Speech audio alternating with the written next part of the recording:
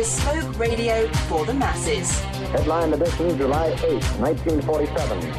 The Army Air Forces has announced that a flying disc has been found and is now in the possession of the Army. If the game is rigged, change the game. Game Changer. I occasionally think how quickly our differences worldwide would vanish if we were facing an alien threat from outside this world. This is Fade to Black with your host, Jimmy Church, on the Game Changer Radio Network and KGRA, the Global Radio Alliance. I need your help to get to the year 1985. You're listening to Fade to Black with Jimmy Church on the Game Changer Network. Hey now. Hey now. Hey now. Fade to Black, bespoke radio for the masses. Today's Wednesday, August 31st.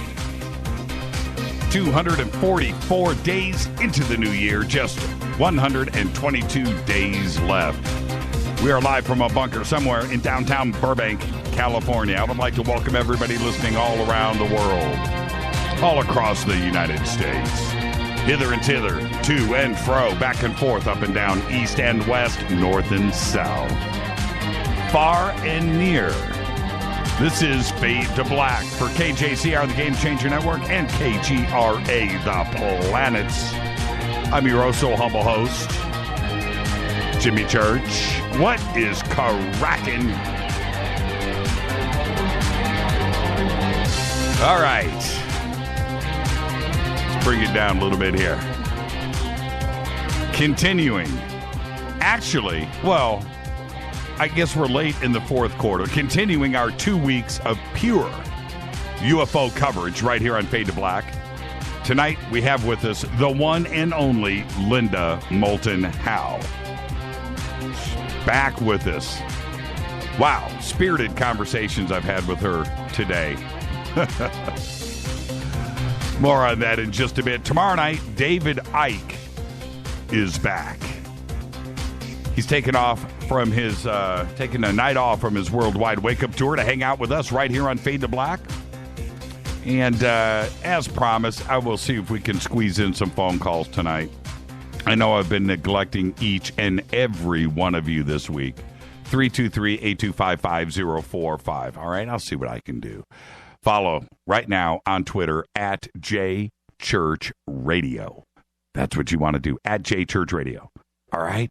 Very simple. Hashtag F2B is the sandbox on Twitter. All right? If you are new to the show, you're listening tonight, maybe you did a drive-by last night to check out Tom DeLonge, and you're back tonight. If you're a new listener to the show is interactive. Totally interactive. Twitter runs live to my left. The sandbox is hashtag F2B. Fully engaged. All of the Fadernauts are there. Come and hang out with us. It's a very cool place to do it. If you want to go and just chat away and you feel limited by the 140 character content that is Twitter, go to the Spreaker chat room. Go to the KGRA chat room.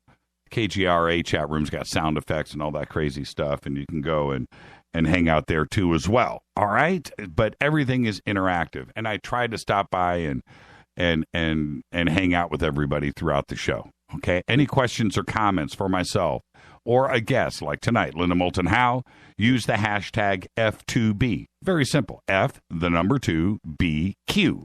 That's Fade to Black Questions. Yeah, we thought of that ourselves. Pretty smart. I thought so. You can also email throughout the show tonight, Jimmy@jimmychurchradio.com. There you go. It's been a crazy, unbelievably informative 2 weeks on the show. Pure UFO for 2 weeks. Didn't mix it up. And tomorrow night is going to be a little enlightenment, David Icke style, to close out the week. But tonight we have the closer, Linda Moulton Howe. And with Linda, I just want to say this the right way. Linda and I engage in conversation. That's what we do. And we do it best on this show.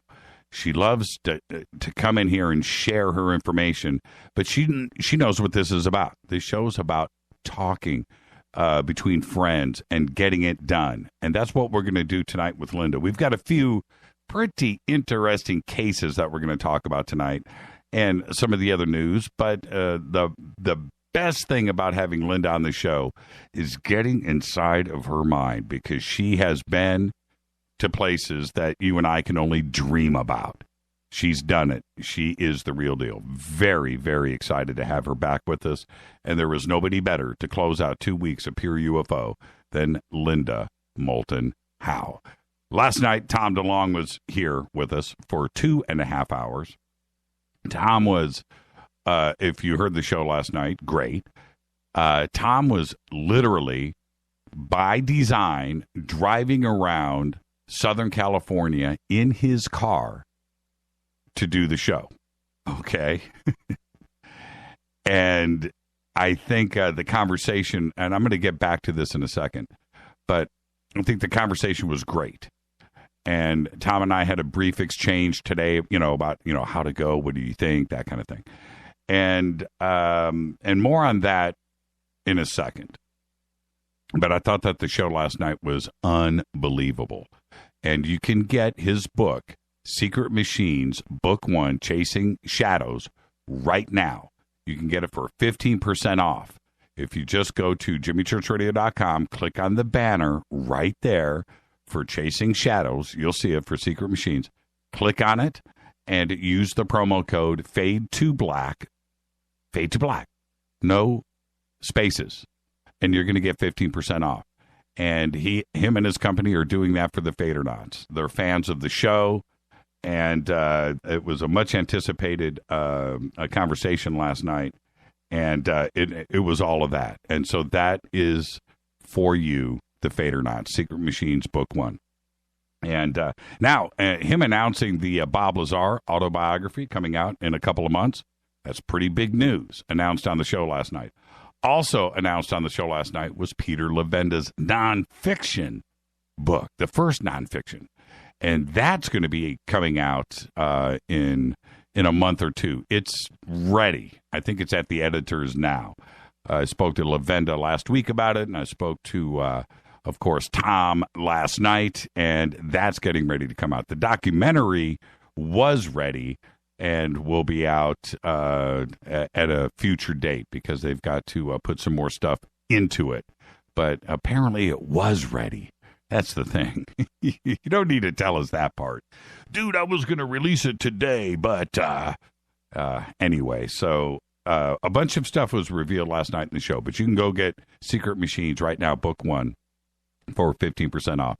David Icke is going to be with us tomorrow.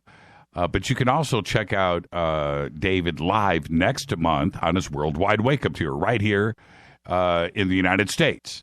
And click on the banner over at jimmychurchradio.com, and that'll take you over to his ticket page for tickets and info for Los Angeles, New York, and San Francisco.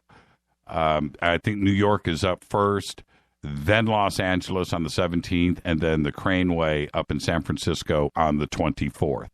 And I look to see all of you at the Irvine event. All of you Fadernauts, come on down to Irvine here in Los Angeles.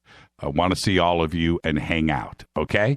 And we'll talk to David more about that tomorrow night and give away some tickets and stuff. Okay.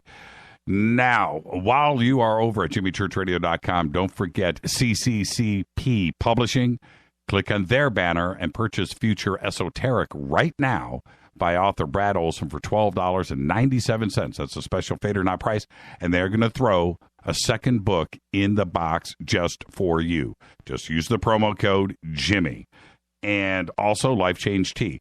And always remember, we get requests from people all the time. How do we support the show? How do we support the show? You give away everything for free. Everything's free. We listen for free. It's on YouTube for free. Everything is free, free, free. I get that. Okay? But you support the show through our sponsors. We have such a large audience that we have advertisers. They want to support the show. So that's how it's done. Okay. And Life Change Tea, getthetea.com, one of the best companies out there. Ronnie just runs one of the best. And he's in here, once or twice a month hanging out with all of you. Go and support the show through our sponsors, Life Change Tea, right now. Through the phone or online, when you order, use the promo code Jimmy, and you will get free shipping on your order.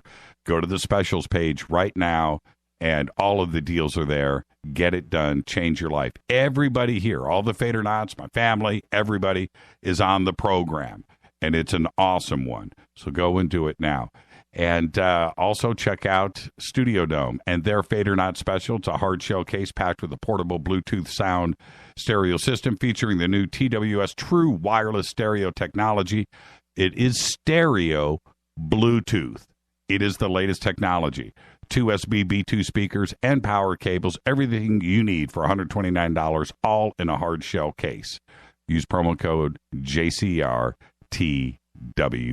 All right. Let's get this show cracking. Happy birthday to Van friggin' Morrison, 71 years old. I'll tell you a funny story about Van. Never met him. No, I'm not going to go there. But, everybody knows my band is Van Halen. And I'm back when there were music stores, right? There was a music store over by my house in Sherman Oaks, and I'm in there. It's Tower Records, and I'm in there, and I'm going through Van Halen CDs, right? And obviously Van Morrison, Van Halen, they're next to each other, and the Van Halen CD section was about 6 inches deep, right? 8 inches deep. I'm just flipping through, whatever.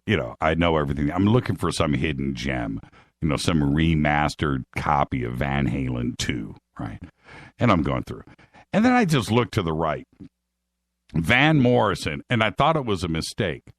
Van Morrison didn't have 8 inches of the thing. He didn't have 10. He had 3 rows, 3 feet deep. I was like, what the hell? Van Morrison. Man, that guy cranks out an album like every 2 weeks. And there they all were. And it's unbelievable how prolific he's been over the years and how great he has been. Van Morrison, 71 today. Chris Tucker today is 45. Will always make the list because of Friday. And that's the only reason. No, wait a minute. The Fifth Element was pretty good, too. Debbie Gibson. Yeah, I said it. I say it every year. Debbie Gibson today is 46. I saw Debbie Gibson live at the House of Blues in like 1995. Paid for tickets. Debbie Gibson today is 46. On this day in history, and I think I talked about this last year too. It's just weird. Things are kind of repetitive, but that's the way it goes. In 1985, Los Angeles mob attacks the Night Stalker. That's right. Richard Ramirez is captured and nearly killed by a mob in East L.A. after being recognized from a photograph that was shown on both television and in the newspapers. And recently identified as the serial killer, Ramirez was pulled from an enraged mob by police officers. And it was a crazy summer that year. But the photographs of Ramirez in the back of the cop car with his head and his face smashed in, he was truly saved. His life was saved that day by the LAPD. Fader fact, a man named Leonard Jones, and I'm doing this because we're right in the middle of an election, right? So I had to come up with some election facts. Some presidential election facts. So check this one out. Let me hit this Starbucks. Hold on. Leonard Jones ran for president of the United States several times in the 19th century. His sole platform each time that he ran for POTUS was that he would live forever. Yeah, that was his platform. Well, he died of pneumonia in 1868 after refusing medical treatment. Bum. And that is your Fader Fact. All right, continuing 2 weeks of pure UFO coverage tonight. We have Linda Moulton Howe back with us. Tomorrow night, David Icke is going to be here, taking a night off from his worldwide wake-up tour to hang out on Fade to Black. The call-in number tonight, we'll see if we can squeeze in some calls, 323-825-5045. Now, back to Tom DeLonge. The conversation was great, and I don't go back, everyone, you have to understand, I don't go back and listen to shows after they're done. They're done, they're bagged, they get posted, and we're done. It's a live show, it's gone, it's in the ether, it's forever gone.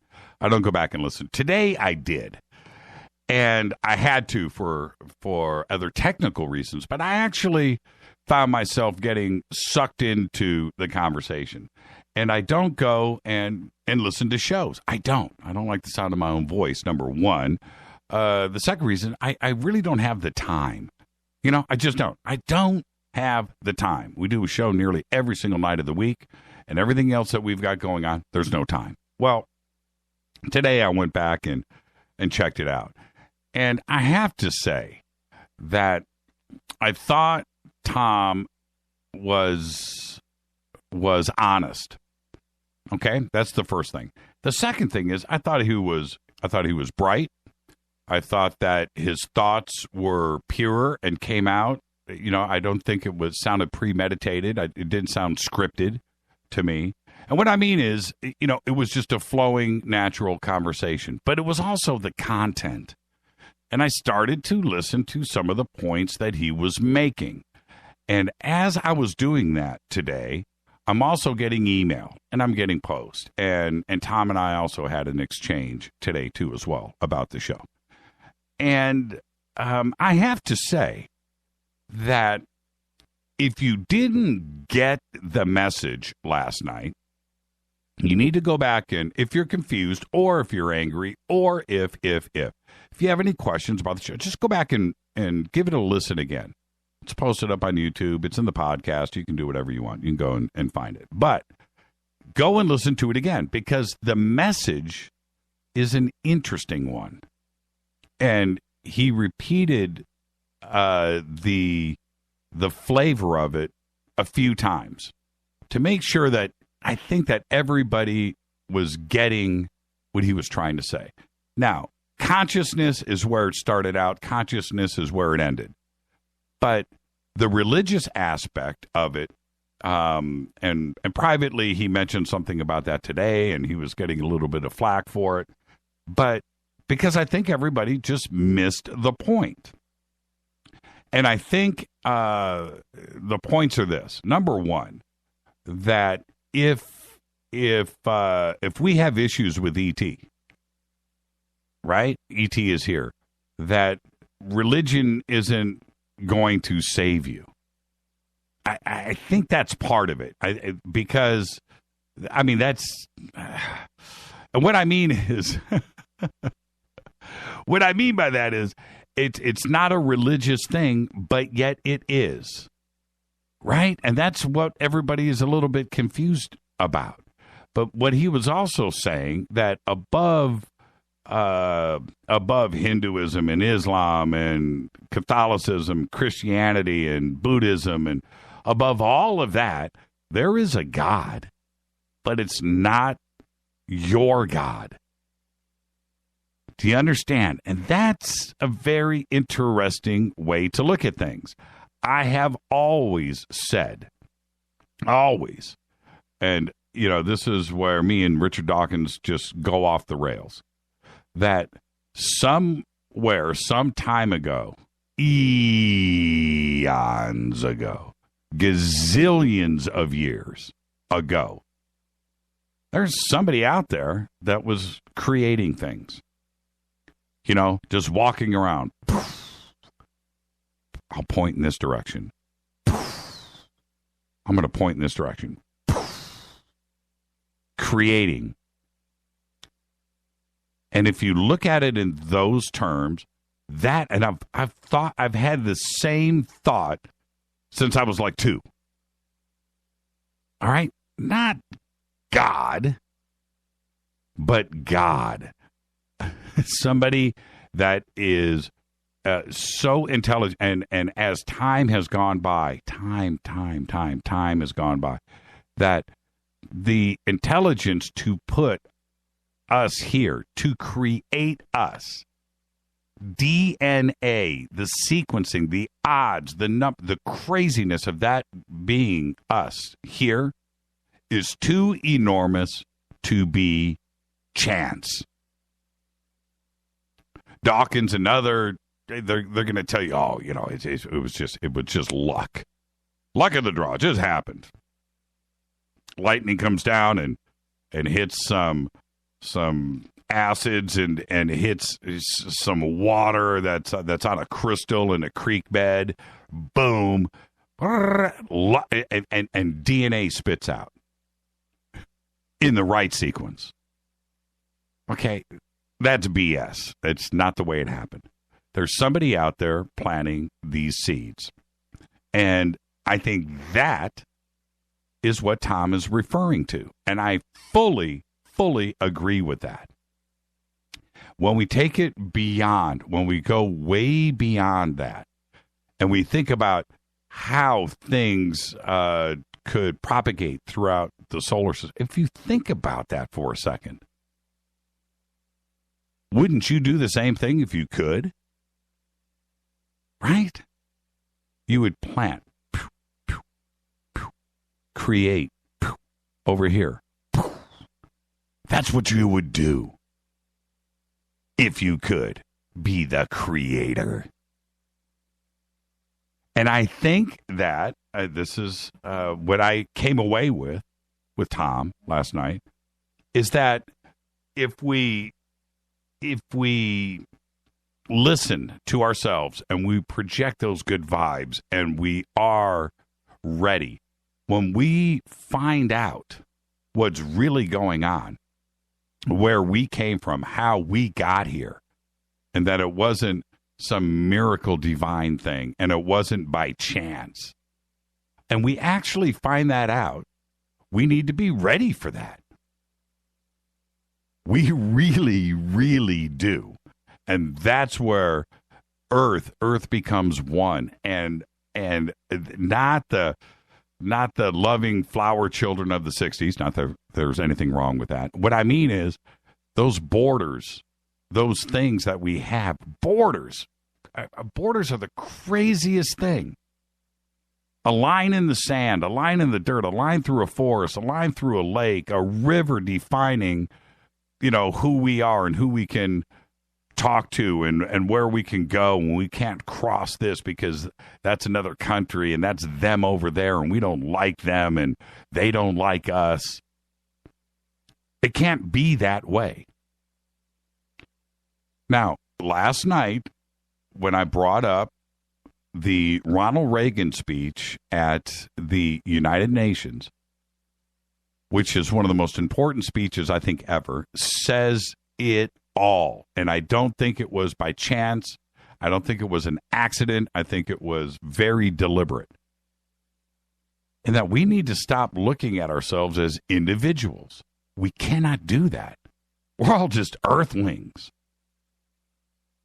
Because if we encountered another planet and we go there and we look, do you honestly think somebody advanced that they would be on that planet fighting each other? No. And that's where I really believe that's the issue that we have here. We need to get beyond that. I don't know how. I really don't.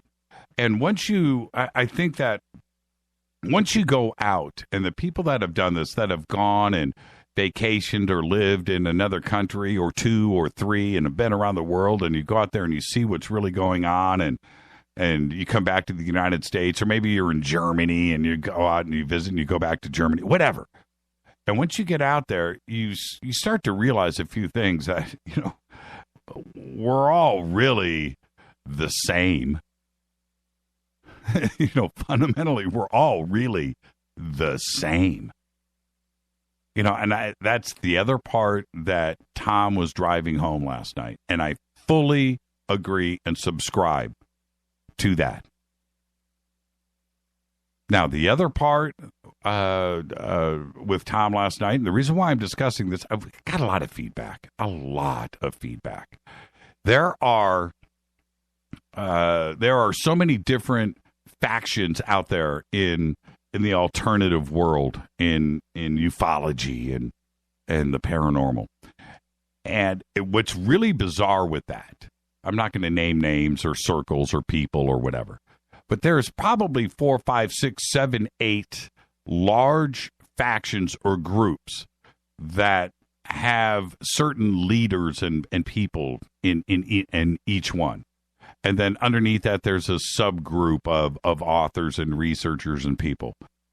And below that, and they're talking their message, which is fine.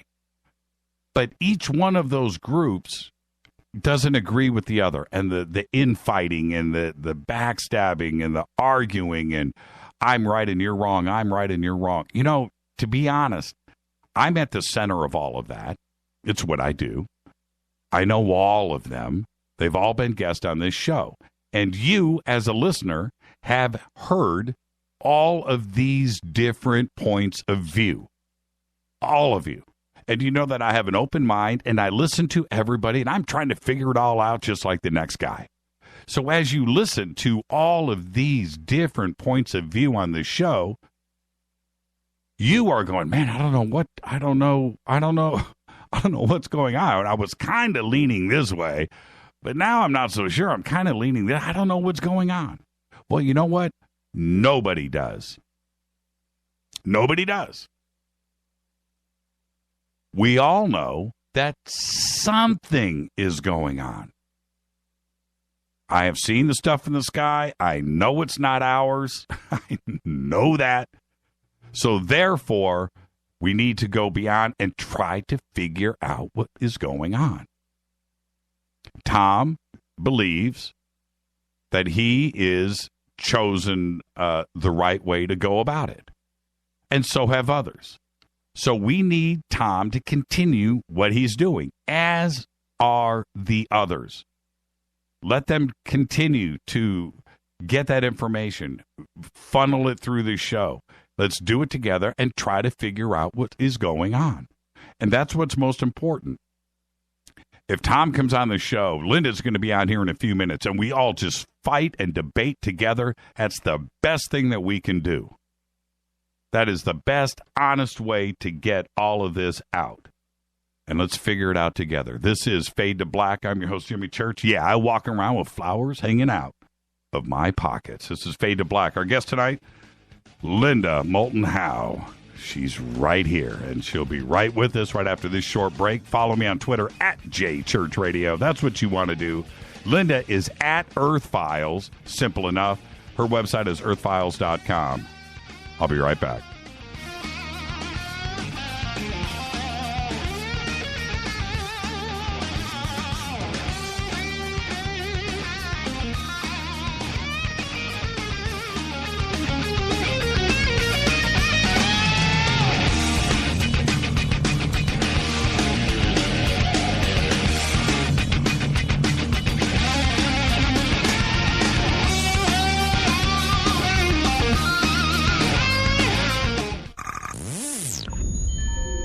You're listening to Jimmy Church, Fade to Black.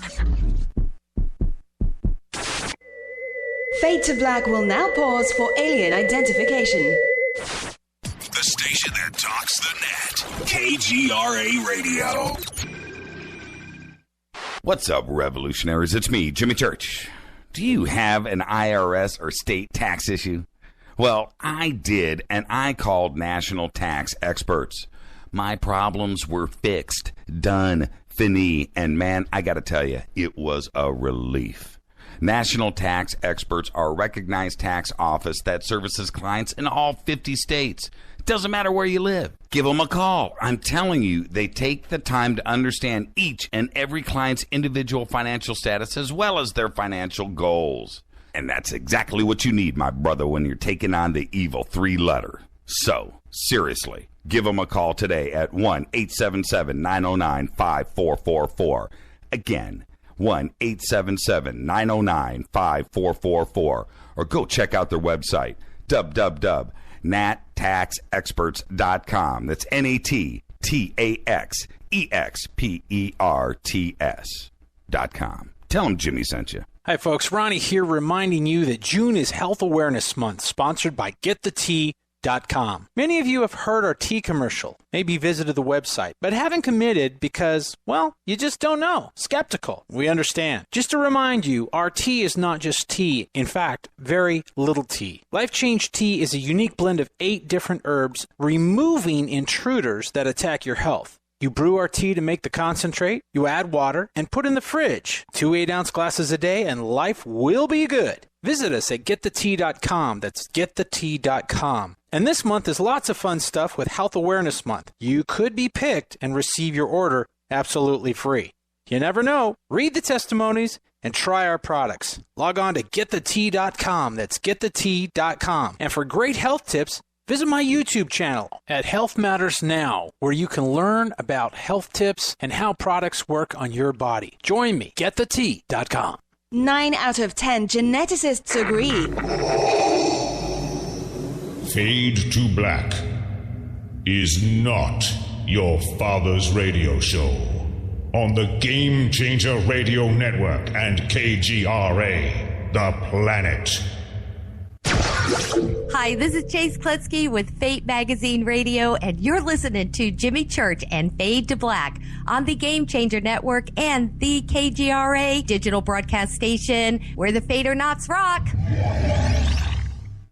Hi, this is Rob Reiner from Anvil, and you're listening to JimmyChurchRadio.com. What's up? I'm Chris. What up? This is Kyle Matthew, and you're listening to Jimmy Church Radio.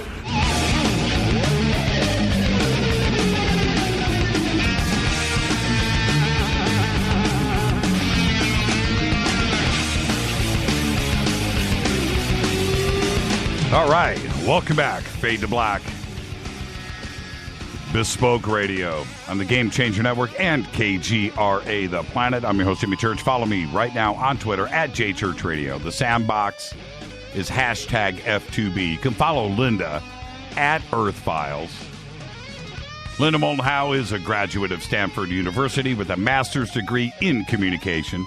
She has devoted her documentary, film, television, radio, and writing and reporting career to productions concerning science, medicine, and the environment. She has received local, national, and international awards, including 3 regional Emmys, a National Emmy nomination, and a Station Peabody Award. She produces, reports, and edits EarthFiles.com, of course. That's where I get my stuff from, everybody, just so you know. She has her own radio program with John Burroughs on KGRA. She appears on Coast to Coast and has, since I think the beginning, Ancient Aliens since its first season, and has traveled in and to Venezuela, Peru, Brazil, England, Norway, France, Switzerland, Netherlands, Yugoslavia, Turkey, Ethiopia, Kenya, Egypt, Australia, Japan, Canada, Mexico, the Yucatan, and Puerto Rico for research and productions. Of course, her website is earthfiles.com, and I would like to welcome back to Fade to Black the one and only Linda Moulton Howe. Good evening, Linda. Thank you, Jimmy. It is great to be back. You know, hey, Linda, I'm just going to let you know, I think you just received, are you dating anybody? No. Okay. Well, you just got you got a proposal here in Twitter. So there you go. I'll pass the information on.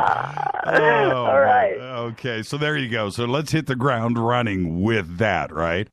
Yeah. Oh, man, Linda. It's out into our solar system and the universe. Oh, man. You know, Linda, you and I know each other really well, but, and it goes to without saying, you know, the respect that I have for you. But, you know, seriously, the respect that you have out there in ufology and the fringe and alternative and the way you have done things, which seems like forever. How do you deal with that? I mean, do you ignore it does it change your focus? Do you listen to people, or do you just do your own thing? No, I've always had a career in mainstream journalism since I graduated from Stanford with a master's degree in communication, and I went to work for radio in Los Angeles, and then I was a producer at KNBC and worked in the newsroom with Tom Brokaw and those guys. And when I was asked to go into the documentary department, I worked there for a year on documentaries, and then I was asked to produce a program that was sort of like what Edward R. Murrow did long ago, updated to the modern world in Los Angeles, where you would take a crew and you would go, let's say, to Sacramento. I went to Sacramento, Washington, D.C., all over California with a crew in which we would do like a screen, and my host would be doing remote with Congress people, scientists, medical people. And we did that for about a year and a half. It was really fun to do. And then I went to Boston to do all the medical programming for the ABC network there. And that was like going to medical school for 2 years, working out of Harvard Medical Children's Hospital, Mass General, on all kinds of medical, what are symptoms, what are diagnosis, what are treatments, and we did weekly shows like that with Timothy Johnson, who was the medical editor for ABC. And I was married, and my husband had gotten an undergraduate at Yale. We had met at Stanford, and then he got MBA at Harvard. That's when I was doing all the ABC, WCBB work. And he was hired by Time Inc. to begin their video group. And so we were in a process of evolving, it seemed like every year, into new places and new directions as cable began to flourish and take on this huge role in both the United States and beyond. And we ended up in Denver, where they had their president of the Time Inc. division was based in Denver. And we moved there, and I was hired to be director of special projects at the CBS station. And my job there was to do a couple of documentaries, news updates, and live studio programs having to do with issues relating to Colorado and Colorado as it was affected by the United States. And one of the programs that I did before a live audience was with Colby of the CIA. And it had to do then, at that time, with national security issues that had come up in the state of Colorado, and that gives you just kind of a background. And so by 1979, I had been producing television in Los Angeles, Boston, and Denver for 11 years when the Denver Post and the Rocky Mountain News had big headlines, mutilations, animal mutilations again. And that was the word that caught my attention because I had not really been involved in any way with the animal mutilation story until I was director of special projects at the CBS station in Denver. And it was that word again. And as soon as I realized that these bloodless, trackless deaths of all kinds of animals, not just cattle, that's what most people heard of. It was cattle and horses and goats and sheep and rabbits and on and on. And I originally thought, as a mainstream television producer who won Emmys and Ohio States and Peabody Awards and all of that, that is my career after Stanford, that I was facing something that would have to do with a United States government test of the environment, something going on like perhaps the Dugway sheep deaths that had been earlier, before 79, back in the 60s, and sheep had died because of a nerve toxin experiment by the United States, and that was a big deal. So I thought maybe this was in that category. And that is where I began to walk through what I've always called Alice in Wonderland's mirror. It wasn't that my professional ground doing mainstream media on a constant basis since graduating from Stanford, it isn't that changed. My rules of everything that I have ever done are the same rules that journalists use at the New York Times or the Guardian or CBS or NBC. Those of us who are professional journalists, we have the same rules. You're always trying to get first-hand eyewitnesses on the record. The more multiple eyewitnesses, the stronger the credibility. You're always trying to get hard, proven, vetted documents, and on and on. Well, when I heard from Sheriff Tex Graves in northern Colorado, after spending a day looking at Polaroids that he had taken himself of so many mutilated animals that were bloodless and no tracks, and he said, "Let me save you some time, Linda. The perpetrators of these animal mutilations are creatures from outer space." That was a 220-volt circuit moment for me. I wasn't prepared for that. I was still thinking it was a government testing.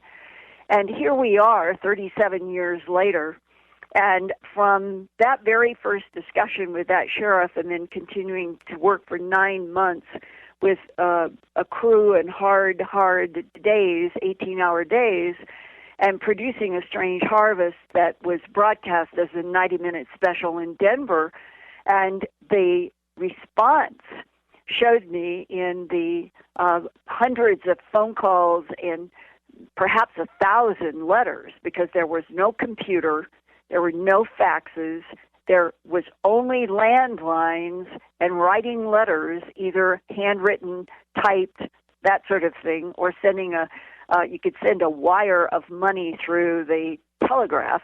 But we were only in a world where the communication was basically landline phone and communication through some kind of mail, and to get 1,000 letters that were coming not just from inside the United States but from outside, I knew that I was just scratching the tip of the iceberg with A Strange Harvest, which was the accumulation of ranchers' testimonies, law enforcement testimonies, in talking to pathologists, talking to as many medical people as I could, and the bottom line being that what we were dealing with in the excisions of all these animals everywhere was something that no one had an explanation for, the cutting instrument that was cooking hemoglobin, cooking collagen, and that's why no blood.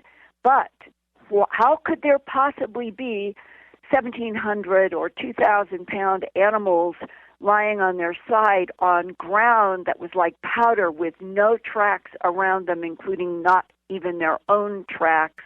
That was the huge mystery in the so-called Snippy case of 1967. It wasn't a horse named Snippy. It was a female named Lady, but the world knows it as Snippy. And the thing was, when they did investigations, they found there was an entire 100 feet from the last hoof marks of that horse. And those hoof marks went around in a frantic circle, as if the horse was in a panic. Then there is nothing until the body that was stripped of flesh from the neck up, everything removed from the neck up. And then inside what's called the mediastinum in the chest, all of the major organs had been removed. And it was John Altshuler, MD. He was a man who studied blood and had gone from Denver, where he was working in a hospital there, down to Southern California to see this horse. And all these many years later, from 1967 to the middle of the 1980s, that's how I met him. In fact, it was a Stanton Friedman referenced John Altshuler to me. And the first time I met him, he told me the true story that he was the anonymous doctor from Denver who had gone to see this mysterious horse stripped of flesh from the neck up.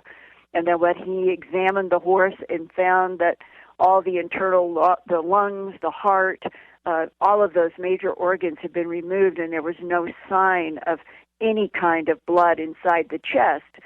He took tissue to take it back to Denver as a pathologist and hematologist to look at it under a microscope. And he said he knew then that he was dealing with something that he couldn't understand, and later on helped me on all of the work I was trying to do. And he was the one who confirmed that we were dealing with something that could cook hemoglobin and cook collagen, and that would explain the lack of blood, but it would not explain what the cutting instrument was, because, Jimmy, we're all carbon-based life forms. And if you take heat to a carbon-based life form, you're going to have carbon residue that you can see under a microscope. And in the mutilation excisions that I gathered for him, that law enforcement had, that Dr. Altshuler in a couple of cases got himself, there was no black carbon residue that you could see under a microscope in the mutilator's excisions. You could always see it in the surgery that we would go and get. For example, if you were getting laser surgery done on a horse, then we could compare that, and there was always carbon residue in a normal laser surgery on, say, horses. Well, all of that as background to today, there's nothing, from my point of view, that has ever changed. From my point of view, I'm the same mainstream journalist, that I'm using all the same rules I've ever used, and the phenomena has proliferated and has separated itself into many categories that didn't exist in 79 to 80, such as hybrids, the issue of underground alien presence all over the planet, all the things that we've been hearing largely in just the last few years. That wasn't present. Well, but, let me jump in there for a second, Linda, before we get into that, because for you, going from Stanford, which looks like Disneyland, it's nice and painted and beautiful, right? And it's its own thing, and you go through your career, and then suddenly this happens in 79.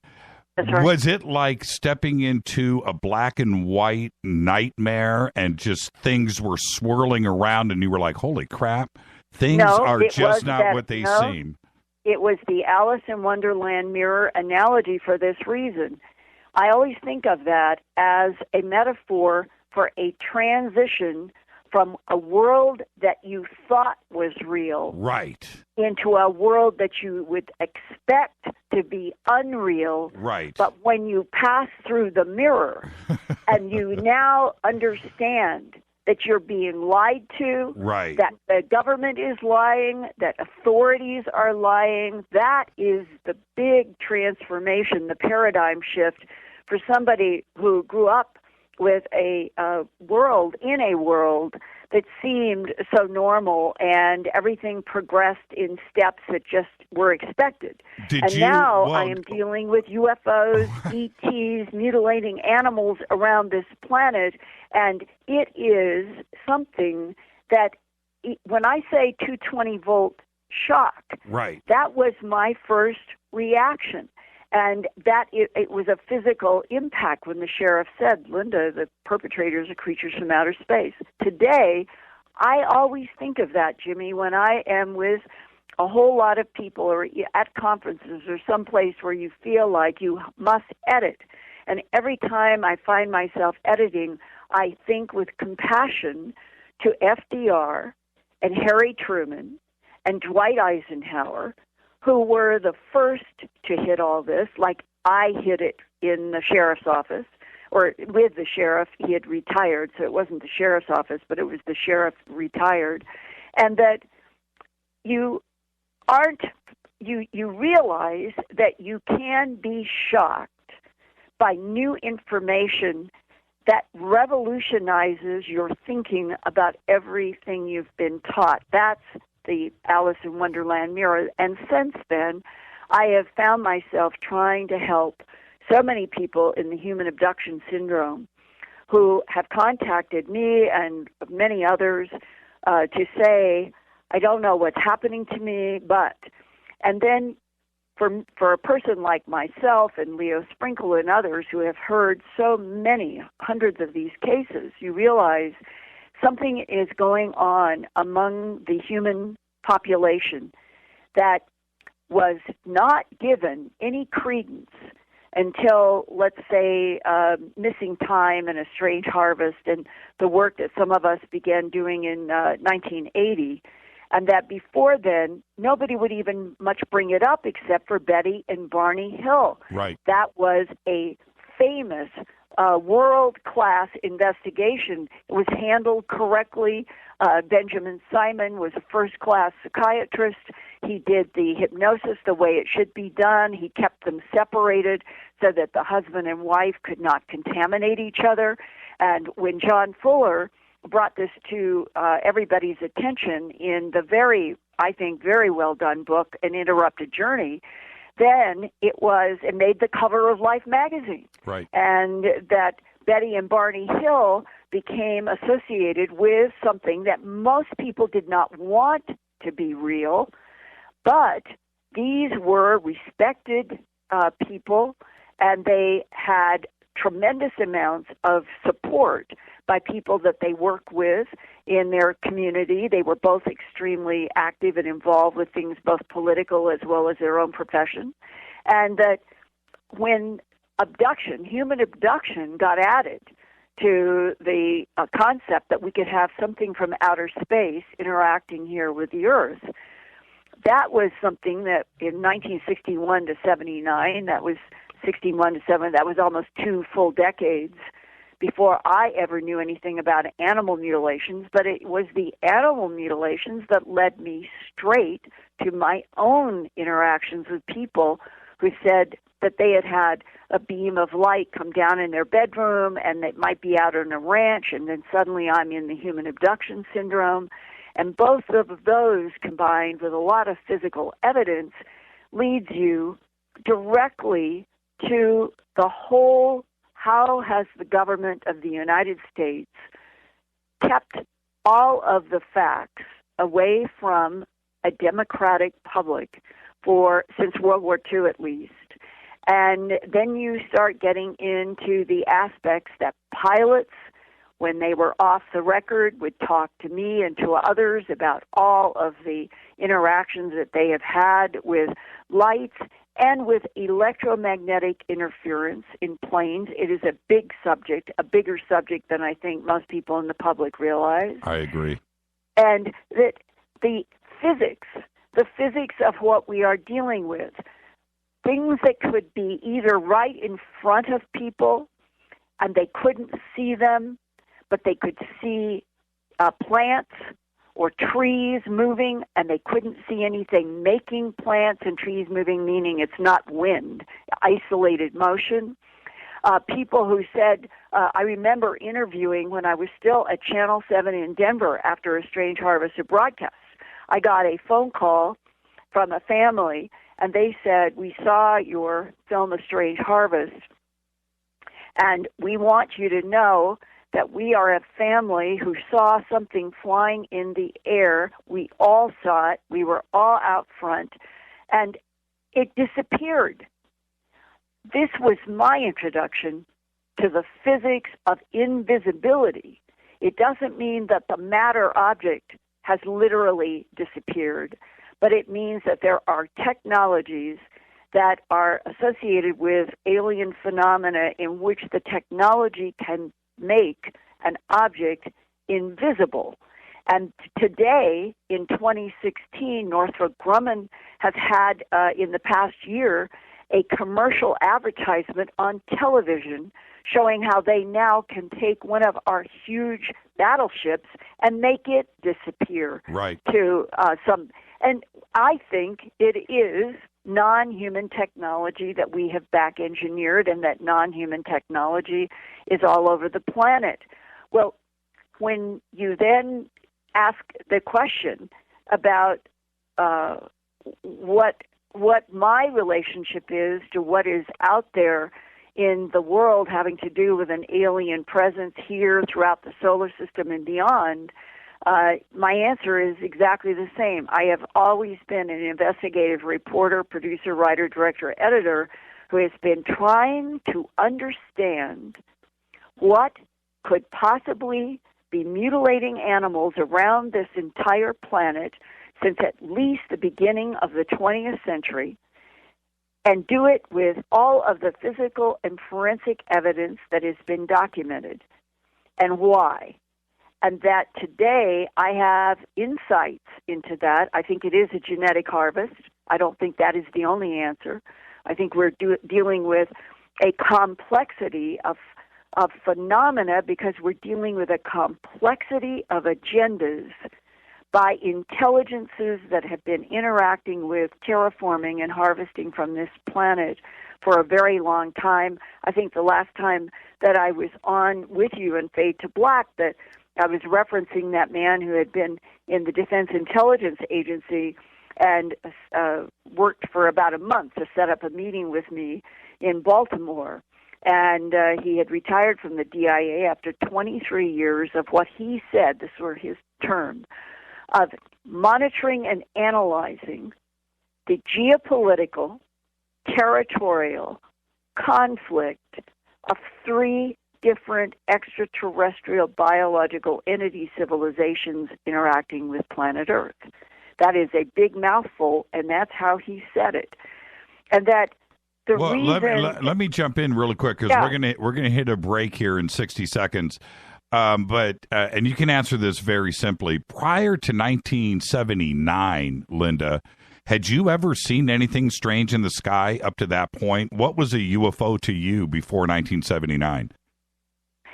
My father, Chet Moulton, was director of aeronautics for the state of Idaho from around 1946 to his retirement in 1976, I think. And his job as director of aeronautics was to go out at plane crashes and gather up the bodies and do investigations.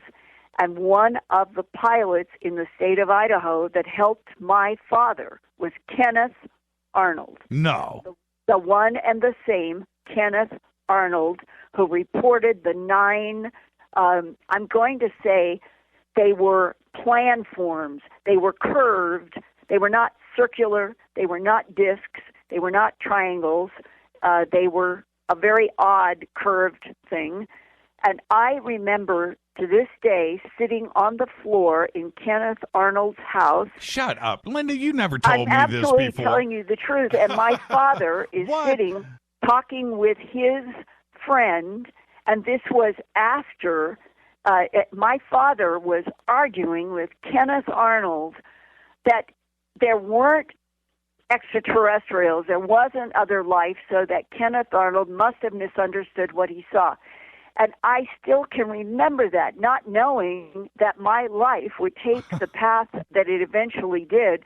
But I've never forgotten that. And in fact, Kenneth Arnold's daughter, who was there, called me about 10 years ago to say, "You remember me?" Yeah, hold on. Let me jump in right there. I got to take a break.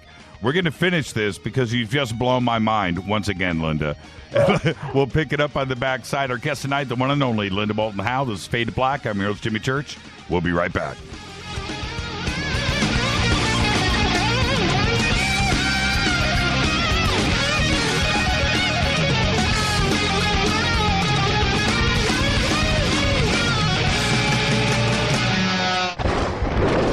This is Fade to Black with Jimmy Church on the Game Changer Radio Network and KGRA, the Global Radio Alliance. The station that talks the net. KGRA Radio. Hello, I'm Katie, and you're listening to my main man, Jimmy Church, on jimmychurchradio.com.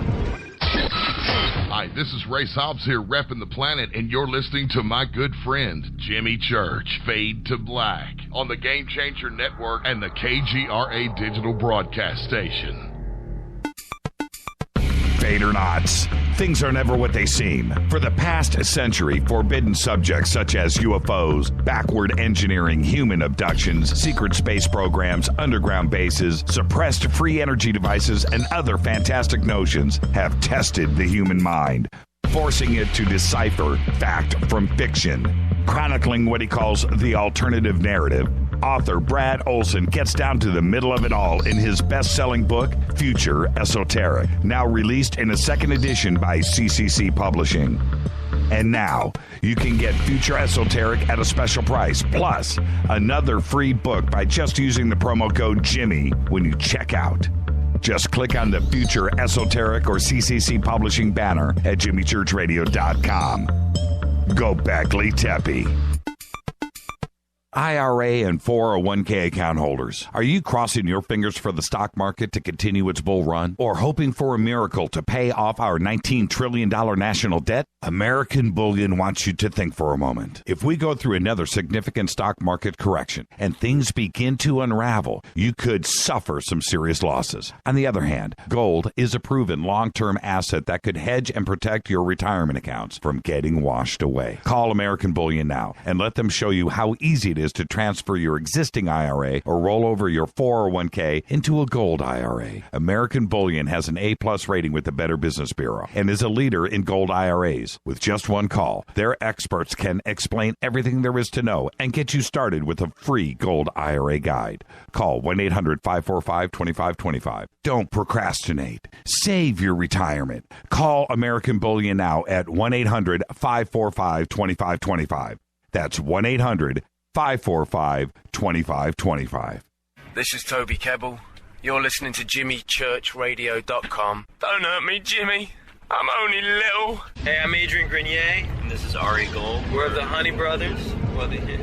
Yes. We are of the Honey Brothers. Hey, I'm Adrian Grenier. And I'm Ari Gold. We're the Honey Brothers. And you're listening to Jimmy Church. The Revolution.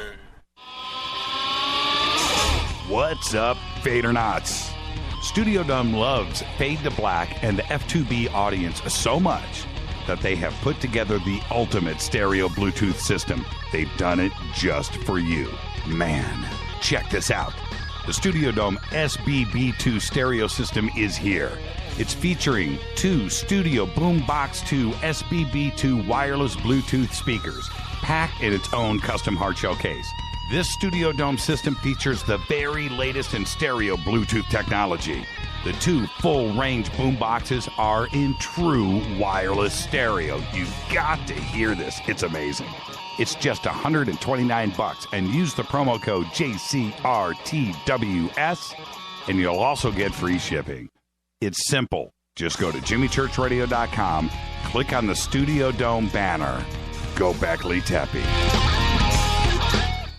This is Micah Hanks of the Gralien Report, and you're listening to Jimmy Church on Fade to Black, across the globe on the Game Changer Radio Network and the one and only KGRA Radio, The Planet.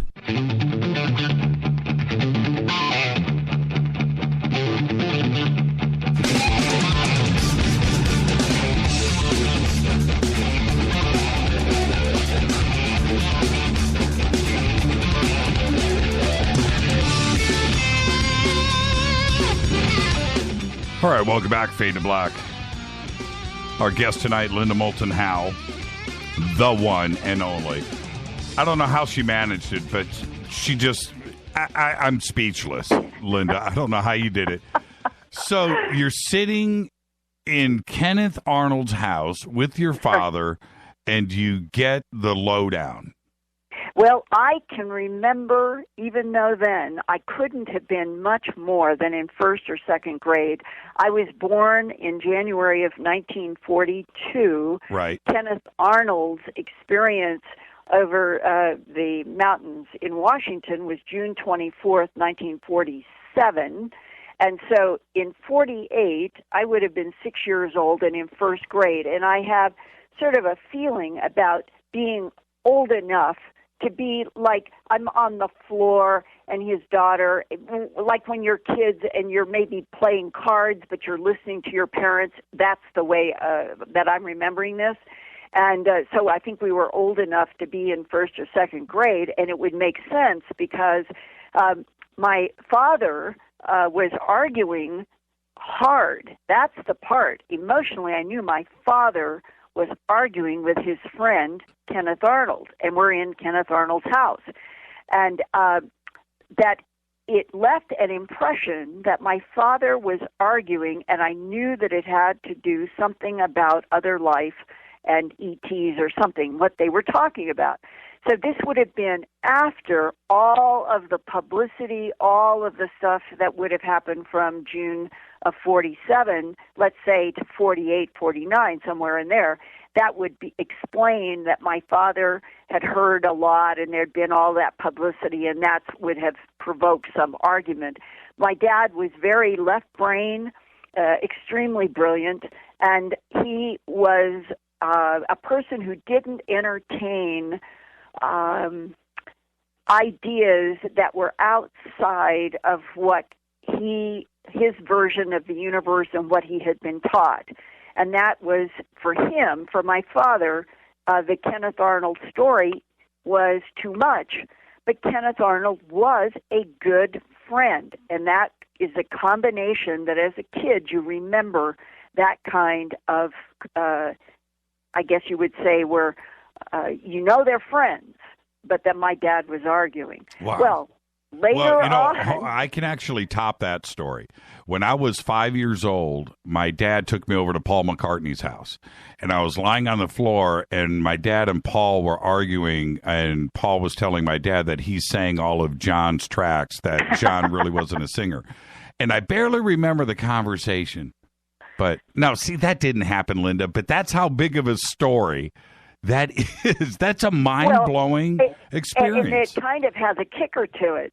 By 1979, I have been working successfully as a professional TV producer since graduating from Stanford in 68. So it was 11 years. 11 years I've been successful in doing science and medicine and the environment, as I said earlier in the first part of the program.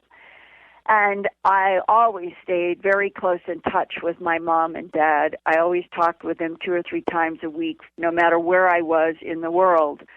And so I had called up to talk with them about this new project that I was getting into, these strange animals, and told my father that I had been up to interview Sheriff Tex Graves, and he told me that extraterrestrials were mutilating these animals. Like, Dad, listen to this. And my father, even then, in 79, said, don't do this, don't do this. This will ruin your credibility in your career. That was my father, who had argued with Kenneth Arnold. And I said to my dad, it's the same thing I've said in interviews with reporters since, I am exactly the same person and mind who has done all this other work, and there is something substantial here in the environment that is affecting all these animals around the world, and it needs to be investigated and reported. And so that's what I said to my dad, and I went ahead and A Strange Harvest was broadcast, and we were talking about the impact that it had. Well, my father passed in 1993, and I think it was about 5-10 years before that. I remember it was sometime in one of his phone calls. He said to me on the phone, I am proud that you kept going in this difficult subject, because I think that what you've reported is fact. That was from my father.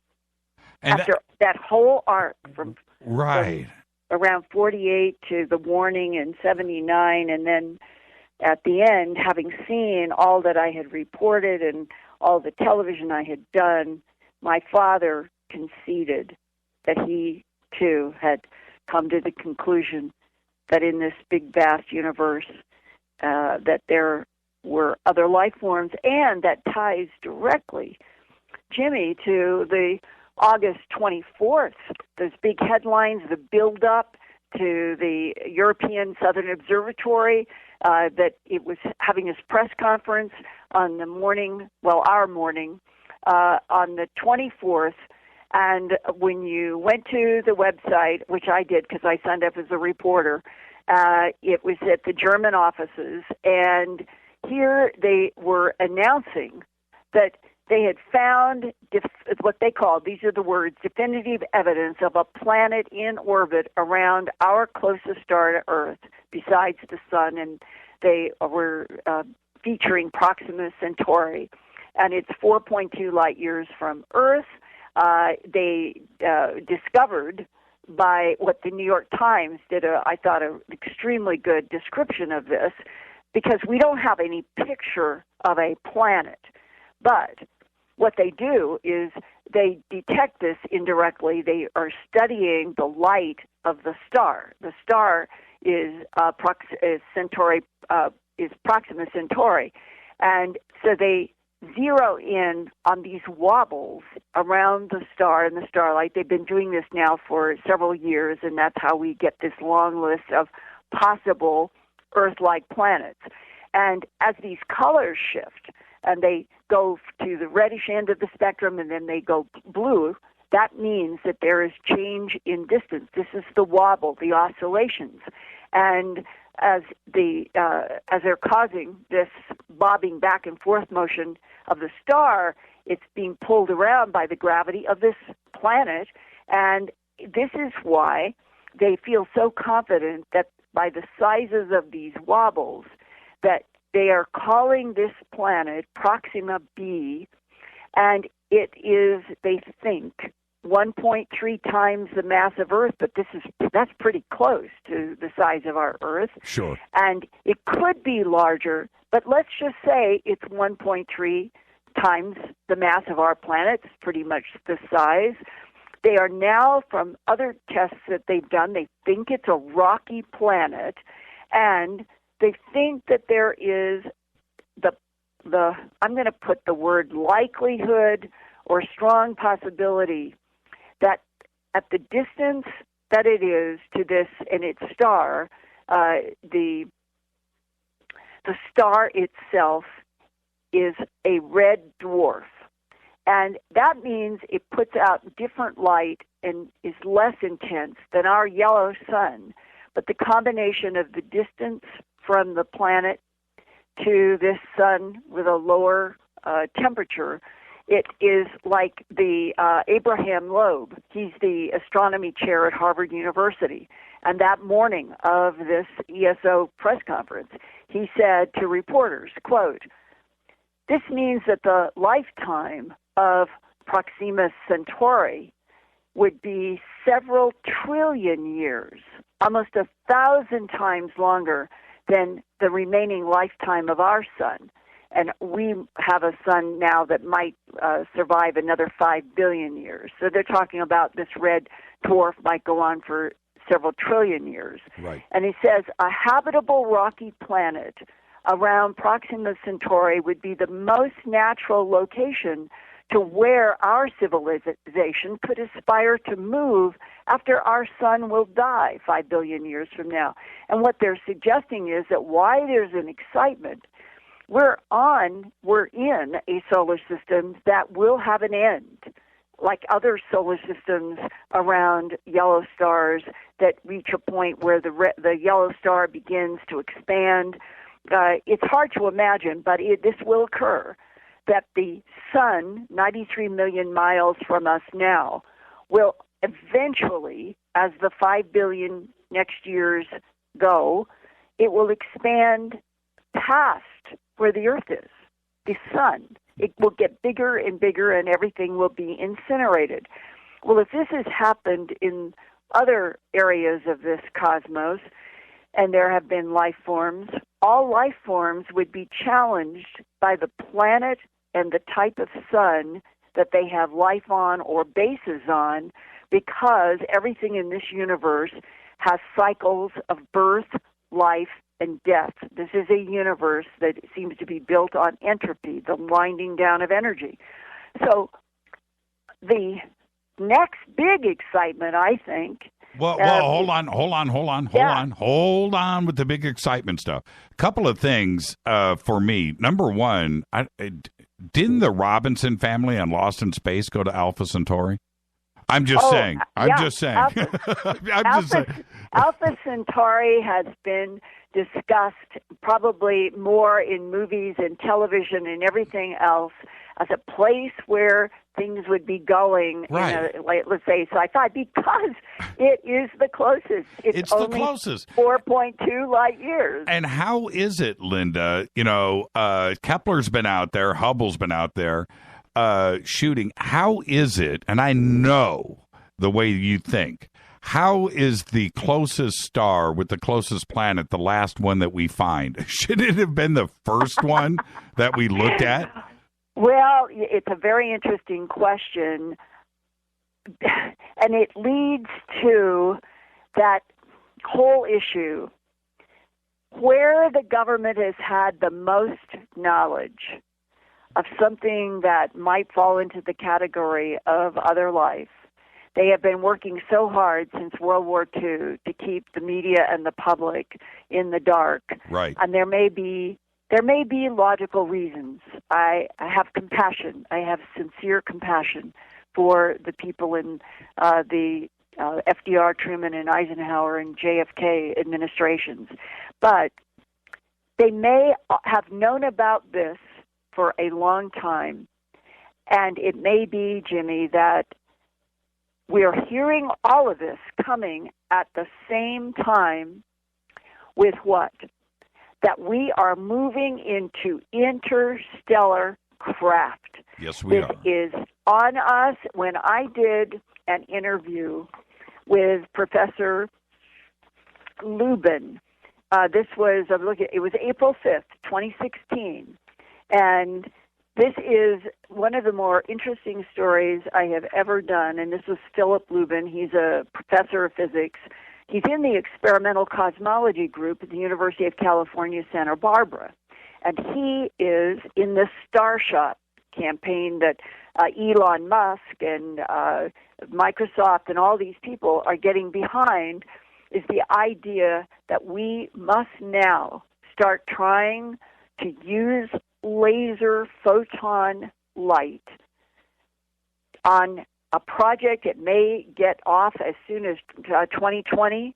That would be 4 years from now. 2021, that's 5 years from now, where they have he calls it a small 4-inch diameter wafer size, that's what they're calling them, wafer size spacecraft. And the idea is that you have the lasers maybe on Hawaii or maybe on a peninsula or maybe even on the moon, because then there wouldn't be atmosphere to go through the laser light. If we could ever get something constructed on the moon, it would make this laser propulsion perhaps easier. But the idea is that you've got a frequency that the wafer little crap that's inside of a protective shield, that the whole thing might not be more than 18, 24, 30 inches in diameter, maybe max 1 meter diameter. And the lasers, probably plural, their goal will be the photons will push against this wafer-sized spacecraft with the goal of getting the spacecraft going at 25 to 30% the speed of light. And he used what I think is a nice analogy. When you think of throwing a ball, for example, your hand is holding a ball, and you wind up your muscles and your bones and your body. When you throw a ball, you're transferring the motion of your body into that ball. You don't stay with the ball. You're not traveling with the ball, but you give it the energy. You throw it for a fraction of a second, then it's gone from your hand and your muscles, and it keeps on going for a distance. So you're not having to push this wafer craft from here to Alpha Centauri or to Proxima Centauri. You're pushing it by light, photon energy, with the idea of getting it moving at 25 to 30% of the speed of light. And if we do this... What are we looking at time-wise? The trip at, let's say, 25 or 30%, where you've got 4.2 light years from Earth to the Proxima Centauri, if you could go at, say, a quarter of the speed of light, you could get there in 17, 18 years. That's it? Yeah, and see, that now is, look at the lifetimes that a scientist would have spent studying Mars or any one of our planets. And this means this is a doable research project. You get, and this, the idea, he was using a metaphor that all of us could understand. If you look at how sophisticated your iPhone is and how much information it can give you about the weather, even about electromagnetic fields, all of the apps that you can get in your iPhone. Right. It can give you so much data, and it's operating on a GPS and all of that. Well, take that, put it inside of the shield that's about no more than a meter wide, and you get that going at 25 to 30% the speed of light, and you're headed out to Alpha Centauri, you're going to get a data stream. And that's the question, because there's a round trip. That's one way. Well, he set in my mind on fire by saying, but we don't think that this will be just a singular reaching out to get data starting back to the Earth 17 years later. He said, I think what makes sense is we will keep increasing our ability to work with lasers so that photons can push at higher and higher rates. Let's say you get up to 50, 60% of the speed of light. Then you could have a wave as say 20 years go by, and you kept making new and they're traveling faster. You could end up perhaps having a wafer craft that would pass the one that was launched in 2021. And it might have the ability to return or send signals or something. So our advancement in these technologies would continue working as we keep sending craft with the idea of finally getting data back for the long-haul goal. What if something happens? Well, let's say we get a colony on Mars, so now we're on 2 planets, and maybe we get mining operations on Ceres, and Homo sapiens sapiens is moving into the solar system, and we're not completely all on Earth. But as things evolve with the sun, there would come a point where for humanity to survive in the solar system, we'd have to have another planet. Well, the closest is, right now, that's what they're saying, Proxima Centauri with Proxima b.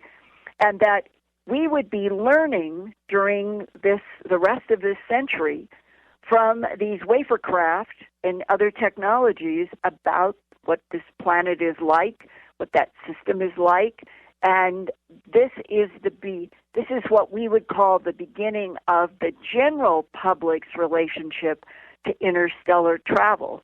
But Jimmy, you and I and others, we have had dialogues with William Milton Tompkins, the guy who's had a book come out with Robert Wood, who says that he was a naval flight engineer during World War II, had this ability to do scale models from photographs that he was shown, and this was his talent, right. And that he was shown photographs in the 40s, 50s of what we would call UFOs, and they could be cylinders, they could be spheres, they could be discs like lenses, they could be the delta shape, they could be all kinds of shapes, and he would do these scale models. And he said that's how he learned that there were at least 3 different non-human civilizations involved with this planet, that he would support what has been described as the alien presence, meaning an alien presence is here. It's not coming and going. It's here, but it's underground, and that it's been here for a very long time, and that it isn't the only alien presence that our government has had knowledge about, that there are other competing factions, there are allies, there are trade routes, and that whole concept of ongoing trade routes that would be both in the Milky Way galaxy and, he said, beyond, fits into what Lynn Buchanan told John Burroughs and me in our Phenomena Radio interview 1 year ago in the fall of 2015. And he had been a remote viewer at Fort Meade with the talented group that was there working for the Defense Intelligence Agency next door to the NSA in the 80s. And Lynn had more than one tasking on what turned out to be issues having to do with other life in this universe. And one of his taskings, they don't know what it is they're remote viewing at the time. It's later that they learn, they get reality checks on what it is that they have remote viewed. Right. And one of them was to remote view, he called them friendly ETs that are psychic, friendly ETs that are not psychic, unfriendly ETs that are psychic, and unfriendly ETs that are not psychic.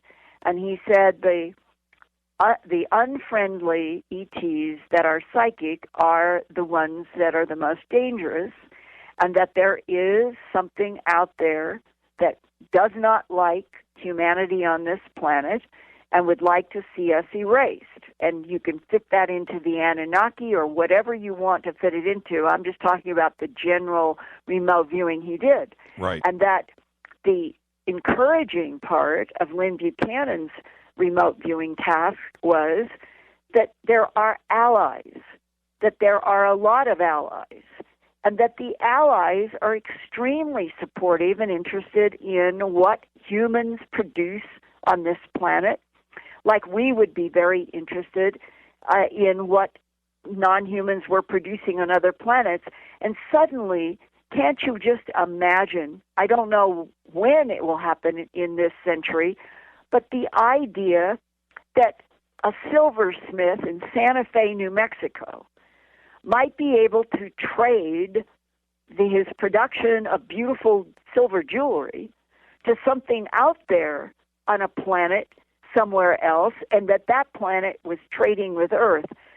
That is what Lynn Buchanan says is happening, and that what William Mills Tompkins said, that there are already established trade routes, but the government doesn't want anybody to know because they have never opened up the truth about our relationship to our own history on this planet, let alone the history in this solar system and in the Milky Way galaxy, and that we have been fed a lot of trumped-up stuff for a very long time, going back to the Anunnaki and other civilizations on this planet, that Tom DeLonge. Right. Tom DeLonge let's hold on, Linda. And the Anunnaki were ETs. Hold on. That's a perfect spot to take a break. We got to do it right here. Our guest tonight, Linda Moulton Howe.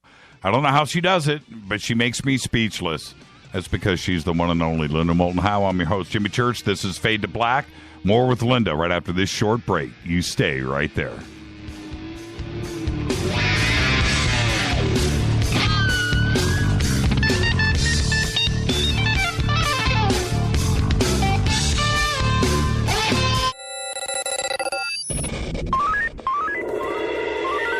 Way out here, we listen to Jimmy Church.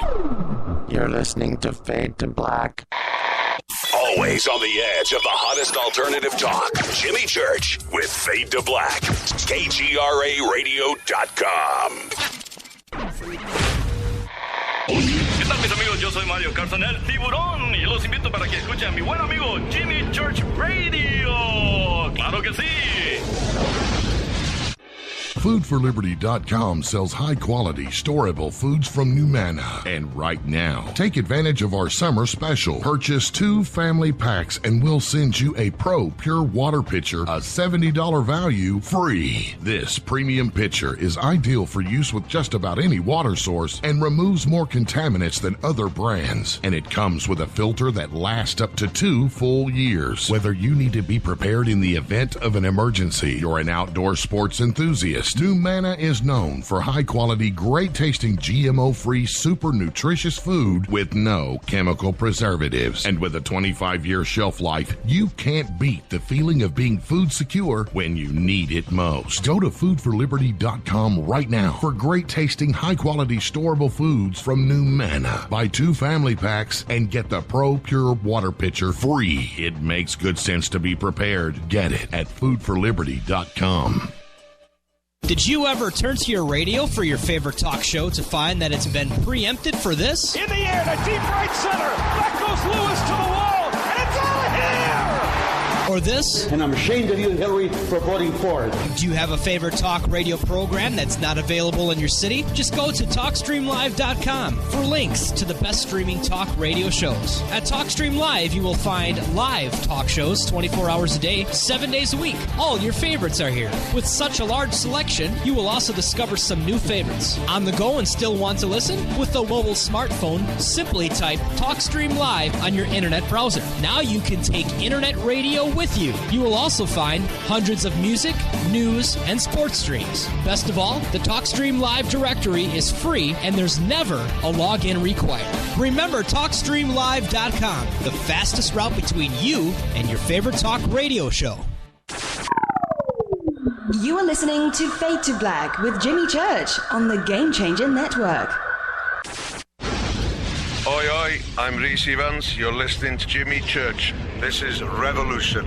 The revolution will not be televised. The revolution is on radio. Ciao.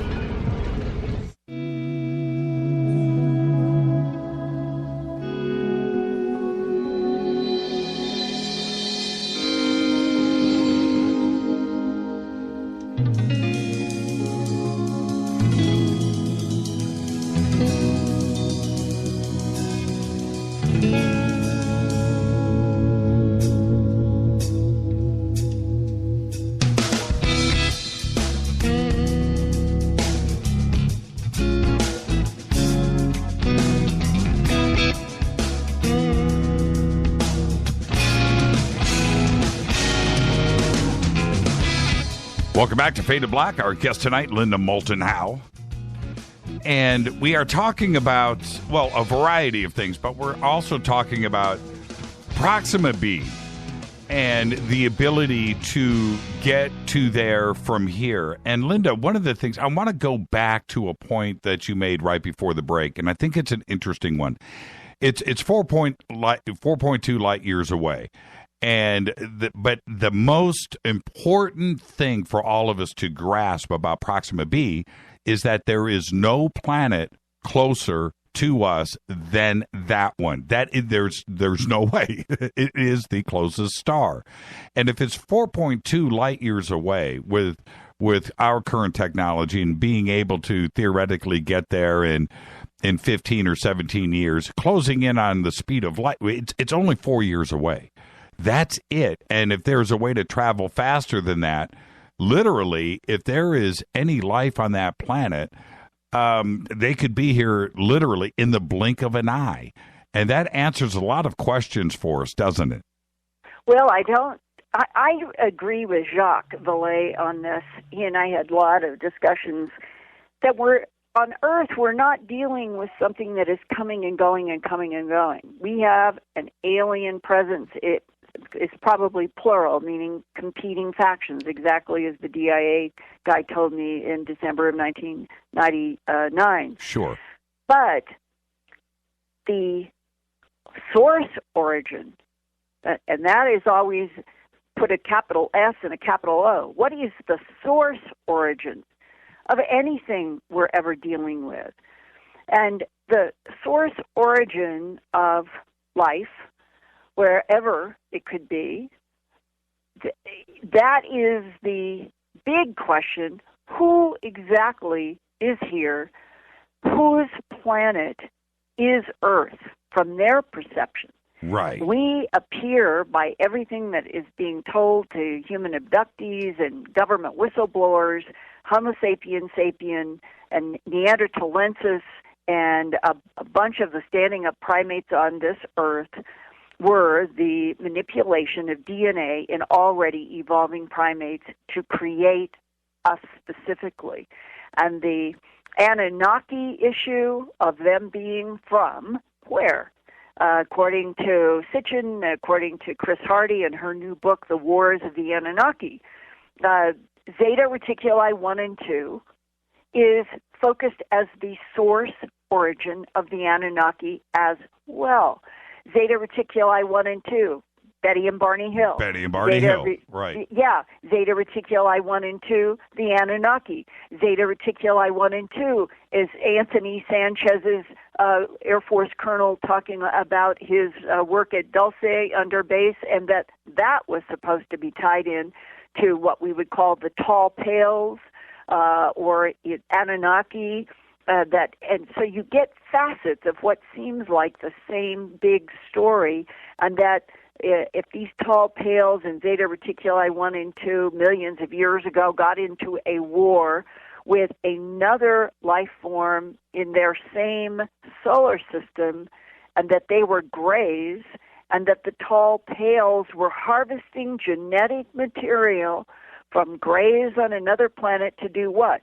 To make servile, I'm going to say, hybrids, clones, make something that they probably would add their genes to make whatever it was that they wanted to serve them, be able to communicate and all of that. That we're talking about the same issue that everybody has described in the abduction syndrome on Earth. ETs manipulating DNA and already evolving primates here to create a slave race that would do physical work on this planet because the evolving life form would be adapted to the oxygen, nitrogen, carbon dioxide air that we breathe, and that Anthony Sanchez's colonel and even Helen Luttrell in Rachel's Eyes about her daughter living with a hybrid, they had the same thing, that the non-humans don't do as well in our atmosphere, our gravity, but that there is some huge need to escape from something, and where the Anthony Sanchez story and the Helen Luttrell story come together and support the Chris Hardy Wars of the Anunnaki, is that everything goes to Zeta Reticuli 1 and 2 as the source origin, where there was this war between grays and tall pales, without giving any more details on the tall pales because it's not clear, and that it was over the harvesting of genetic material to make slaves. Same story, different solar system, different time in the past, but that it could be exactly the same issue here today. And somehow the way this whole, as we're beginning to understand more and more about this cosmos, it seems like everything continues to repeat in cycles. Do you have that feeling? I do. And I kind of want to stay on point here, and we're going to come back to this, but also related to this is what a couple of comments from Tom DeLonge last night, and I kind of want to visit that just a little bit. But, yeah. But you were at Contact in the Desert with us this last time around, and you know about the sightings that were there and that what I had seen. Did you have the opportunity to see what was going on in the skies over Contact? You know, those nights people were taking me to dinner, I think every single night after I finished my work. somebody was taking me into Joshua Tree to talk about different facets of different things, and this was where the other 2 or 3 contacts, there was the sky at night more. I was with people. It was very interesting, and I don't regret it. But so I missed your live experience. Maybe you could recount it, and then I could talk to you about my own investigations of these lights. Well, and I know that you've been doing that. So let's visit my experience very briefly, because your research is it's much more important. But what, and just, I'm going to give you the abridged version. It was after the George Norrie party. So it was at 9 o'clock, right at then, because we had to, the reason why I know it was 9, because they were changing out the tables for the dance floor, right? So it ended at 9 o'clock. And at that moment, Rita got a text saying there's stuff going on in the skies. You got to get down here. And so we go out, and security tells us where to go. And the bungalows where you and I and everybody is staying, right down that road. Yeah. So if you take that road, Linda, down to it ends at Orion's Lookout, which is a cliff. Right. So we go down. People come out and grab us. And we go down, and there's about 150 people there or so. It's really dark. And I see a few different things, but the main point of for me was this green chrome ball, like a Christmas ornament, and it's about 3 miles away to my left. And it's taking off. I see it with my naked eye. It's large, whatever it is. It's 2 miles away, and I can see that it's a chrome ball, so it's big. And it's taking off to my left, up, and eventually, after about 5 minutes, it turns into just a pinprick of light. But I'm watching it through my naked eyes and through night vision. And then it stops. Like right above me at like 12 o'clock. It's now it's become a star, right? It's just a little dot of light. And then it sits there for maybe 30 seconds, and then takes off to the left at a 90-degree angle and goes off into space. Now, that's what I saw. I know it sounds crazy. I know it sounds nuts, Linda. No. But that's what I saw. It's not crazy at all. In the 1990s, there were many, many reports from eyewitnesses in the Valley of Hessdalen. This is an area in northeastern Norway. And they were reporting flickering, pulsing spheres of light that changed shape, did 90-degree angles, did all kinds of things, to the point that finally, the first time, I think it was 1984, there were Norwegian engineers. There was a professor, Erling Strand. He put together something called Project Hessdalen. And they went to watch, see, measure, videotape, whatever they could. And then they went back with another science team later in 1998, and they got video frames of these lights moving up in the mountains in real time. And the research really became serious in about August 2000 and August 2001, and that's when they brought in Italian astrophysicists that joined these Norwegian engineers, and they brought in radio spectrum analyzers, videotape, spectroscopes, all kinds of cameras, and they could break down sort of everything that they were seeing, monitoring, measuring as what they said were 95% thermal plasmas. I'm reading from the report. Right. And 5% unidentified solid objects. Now, the plasmas emitted long-wave radio frequencies, but strangely, the temperatures did not vary with the change in the size or brightness. And when I did an interview with Massimo Teodorani, he's a PhD astrophysicist from the Naples Observatory in Bologna, Italy, he was talking about that here's a direct quote. If I take the spectrum and I plot the spectrum in a flux wavelength of one of these lights, that spectrum resembles a typical Max Planck curve, which is of a cocktail of ions and electrons. And we can also measure the temperature, and the temperature was, in that case, on this one light, they watched it for 90 minutes. It was stationary, and it sustained a temperature of 6,500 Kelvin degrees. Now, they didn't have any idea what could possibly be small. They never thought these were bigger than about a softball, maybe a cantaloupe, but no bigger. Just think of that as suspended in the air. Right. And I went with them the next year. I was there in 2002 for a week with the same group, the Norwegian engineers, Teo Durrani, and a group out of Bologna, Italy. It was amazing. And every single night we were seeing these strange, some of them sometimes would look like flickering mirrors, exactly like what I've seen with my own eyes in the fields in England at crop formation time. And then some of them would be more what you'd call spherical light-like.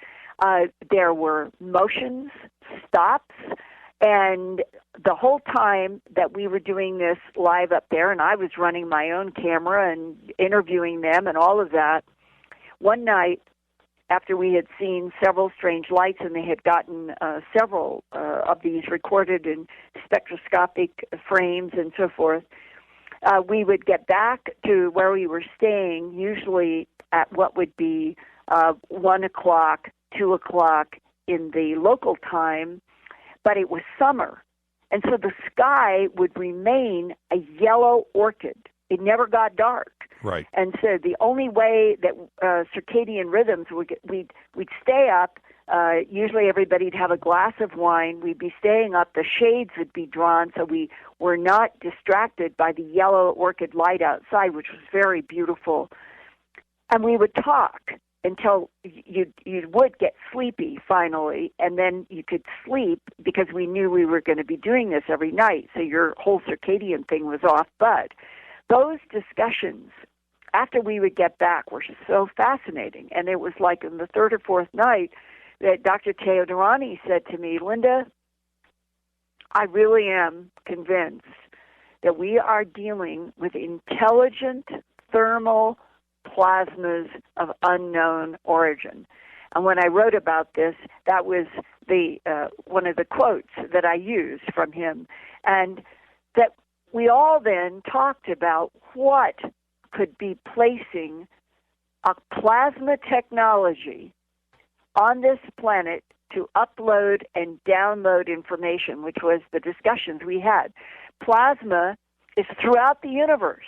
Suns are made of plasma, lightning is made of plasma, but it is still one of the most mysterious things to Earth scientists. And the idea, as Dr. Teo Durrani said that night, that he could imagine with advanced technology that you could program plasmas with zeros and ones, meaning that they could operate like a computer. Right. To gather information that could be uploaded to something with downloaded instructions. So these particular, we'll call them thermal plasmas of unknown origin in Hessdalen, could have been, from his point of view, in the category of technology placed on Earth from, and there comes the question, from where, how far, why. Some people would argue, well, maybe it's the alien presence that's always been underground on this planet manipulating the surface life, and they're the ones who do this. But the Zeta Reticuli 1 and 2 that has come up in these multiple whistleblowers, you have to go back to Betty and Barney Hill. You have to look at the work that Marjorie Fish did, that amateur astronomer. Oh, yeah, right. Yeah, and she went all that time making the three-dimensional model of this particular part of, we'll call it our little arm in the Milky Way galaxy, where our sun I believe, if I'm remembering Astronomy Magazine correctly, I believe within 35 or 40 light years, I know that there are other statistics out to 50, but I think this was closer. Maybe it was because Zeta Reticuli 1 and 2, we now know is about 39 light years, and the Astronomy Magazine article that I'm thinking of, we thought it was 37 light years. So I think that they were talking about within 40 years, there were 19 yellow stars that were very similar to our sun. As if you planted a garden and God's hand just happened to make 19 yellow suns all within 40 light years of each other. Well, that was established by Marjorie Fish, amateur astronomer, doing all that work, making a three-dimensional model with wires and string and beads. A school teacher. This brilliant woman. And that what was her whole inspiration was the map that Betty Hill drew under hypnosis with Benjamin Simon in all of the, I think they worked for a couple of years of him working with Betty and Barney separate. And in one of the hypnosis sessions where she is remembering vividly, communicating with a gray-skinned, she thought the eyes were goggles. This was not one of those where everybody thinks it's one of the gray heads that these big organic eyes. She thought they were goggles and sketched him with a hat on of some sort, which may or may not have been technology gear as well. But he, this leader, I think she called him the leader in her story, took her in this craft, in this room, to what she said looked like a three-dimensional star map, and started saying or asking her. He asked her, "Do you know where you are here?" And she answered, "No, I'm not an astronomer. I don't know anything about it." Well, and I think it was his answer was to do this because she said, "Where are you from?" And so now he's having her stand in front of this three-dimensional star map, and he said, well, if you don't know where you are on this map, how could I possibly explain to you where we're from? And that was one of the famous dialogues around this map that Betty drew that had what she said in the hypnosis were trade routes. And the trade routes, they were heavy lines drawn between Zeta Reticuli 1 and 2, those stars. And then there were trade routes that went out to what Marjorie Fish identified as Tau Ceti, Epsilon Eridani, Epsilon Bootes. These are some of these yellow suns that we're talking about. And our sun is on that map, but it is dotted line to the sun from Zeta Reticuli 1 and 2, and she understood that it was an exploration route more than trade in 61. Well, that was at least what Betty Hill took away from that experience there. Zeta Reticuli 1 and 2 is the most referenced possible origin source of just about anything outside of World War II. Then if you go to World War II and Hitler saying that he was going to populate the earth with tall, blonde Aryans and eliminate the Hebrews, and that his inspiration for everything he was doing were extraterrestrials from the star system, Aldebaran, some people say, or there are different pronunciations. But that was actual history behind World War II. The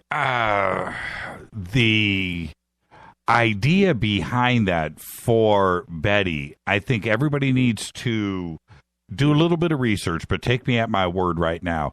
We hadn't at that point looked out behind the sun and even found Zeta Reticuli yet. Marjorie Fish built the star map, and all of this was later confirmed in the late 60s when we finally had satellites that were going out and checking out the solar system. And that's the crazy part for me with Betty, was that she didn't have any concept or any way to draw this and hoax it, fake it. And that's what was interesting. It was all confirmed by technology that happened in 1970, even for Marjorie Fish. I think it is true that we didn't know much about, and I was just trying to see if I could get the astronomy version on the first discovery. I've got Zeta Reticuli. I'll do it right now. It's this wide binary star system. I know it's the widest system, the biggest separation between two stars that our astronomers still call a binary star system known. And that the distance now from Earth to Zeta Reticuli 1 and 2 is now put at 39 light years, not 37. And in terms of its discovery, that's the key. That sometimes you get history that'll give you discovery, and in this particular Wikipedia, it does not give the date of discovery, which is something we all should now try to find out what exactly is the reality check on the discovery. Yeah, and our Telstar and some of the satellites that we finally started to get up and that were examining what was behind the sun and so forth, because before then we didn't have anything to go out and see what was out there and to confirm the star map and what Marjorie Fish was putting together. It wasn't confirmed, like I said, by our technology till much, much later, which, goes back to those hypnosis sessions and what Betty had seen. I remember the whole aha moment for me was just like, Betty could not have known this unless it was shown to her. And also, even though some people attack it, I personally think there's a lot of truth in the Project Serpo material that began to come out. And of the Project Serpo, the whole thing is based on an alleged group that went from Earth to a planet in the Zeta Reticuli 1 and 2 system from Earth, and that it is said this is what Spielberg and Ronald Reagan, when they had the screening of the Encounters movie for Reagan, and that Reagan allegedly said to Steven Spielberg, "You and I may be the only two people in this room who know how true this movie is." You've heard that. Oh, yes. It's become apocryphal. Right. Well, the issue of a group of humans getting on we'll use the word alien, non-human technology craft and being taken to a planet in the Zeta Reticuli 1 and 2 binary star system for, they were supposed to be gone X amount of time, and something happened, and they ended up staying there much longer, and that there was an exchange program. That was the description. An exchange program where some of the Zeta Reticuli 1 and 2 stayed here, and we went there, and that is what the whole Serpo material is about. We're going to take a break right here, Linda. When we come back, I want to get back to Norway and the plasma and possibly a connection with what we and others saw out at Contact. I don't know how to explain it, Linda. I think you can help me out, and we'll do it right after this short break. Stay with us. Hi everybody, this is Rob Halford, the Metal Guard on JimmyChurchRadio.com. KGRA Radio. Intelligent talk. So, you love talk radio? Then you'll love TalkStreamLive.com. TalkStream Live is always on, 24/7, with the best streaming talk shows. Find your favorite talkers and discover some new ones. It's free, readily available online or on the smartphone or tablet. Finding your favorite talk shows all in one place has gotten a whole lot easier. Just go to TalkStreamLive.com. Be sure to download the free apps from Google Play or the iTunes App Store.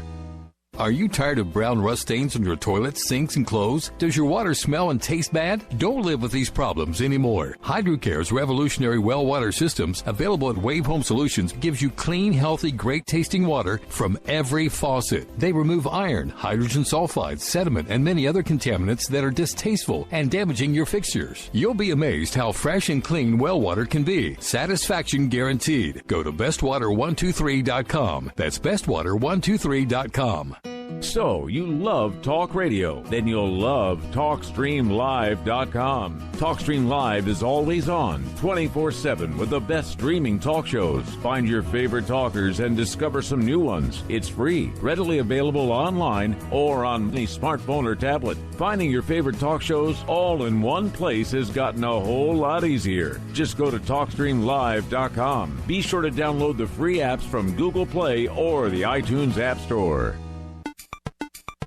Vadernauts. Things are never what they seem. For the past century, forbidden subjects such as UFOs, backward engineering, human abductions, secret space programs, underground bases, suppressed free energy devices, and other fantastic notions have tested the human mind, forcing it to decipher fact from fiction. Chronicling what he calls the alternative narrative, author Brad Olson gets down to the middle of it all in his best-selling book, Future Esoteric, now released in a second edition by CCC Publishing. And now, you can get Future Esoteric at a special price, plus another free book by just using the promo code Jimmy when you check out. Just click on the Future Esoteric or CCC Publishing banner at jimmychurchradio.com. Go Beckley Tepe. Did you know that when you're on the road with limited data or Wi-Fi available, you can still listen to every minute of Fade to Black by just calling 605-562-4482. No smartphone, app, or internet needed. It saves your data plan and no extra cost if you have unlimited minutes. Just call 605-562-4482. You can listen to me, Jimmy Church, on any phone, anytime, anywhere. Go Beckley Tepe.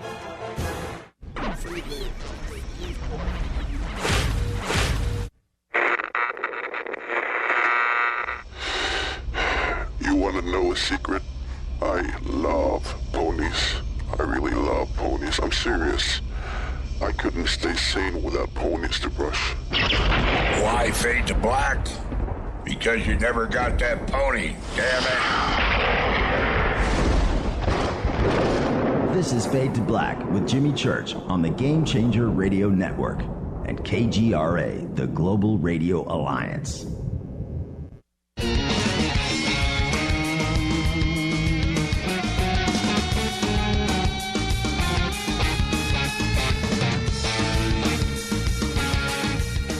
Welcome back to Fade to Black. Our guest tonight, Linda Moulton Howe.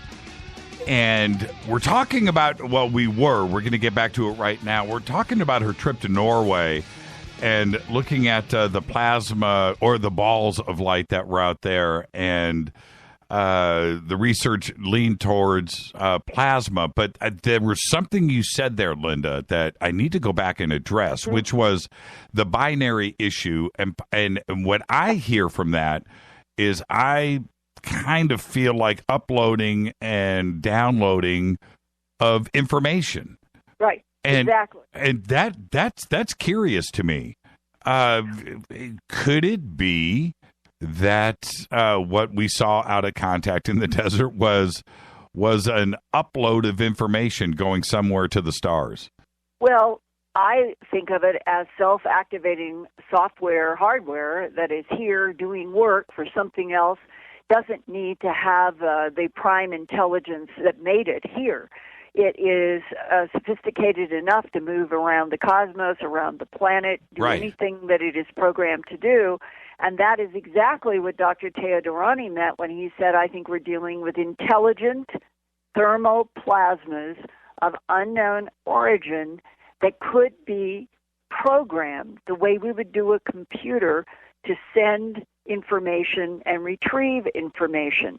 And when you go to the colors in crop formations, the colors that we saw in the early 90s, before any of all of the stuff about Team 666 Satan out of London organizing to do hoaxes for whoever was paying them to do it, in the early 90s and the end of the 80s, there were videotapes and photographs and many descriptions, myself included. In 1992, I saw my first light on top of Woodborough Hill, and it was the color of cantaloupe, a ripe cantaloupe in the flesh, or think of a pumpkin. And that particular color of a moving light at night is probably the single most common color that people have described in crop formations.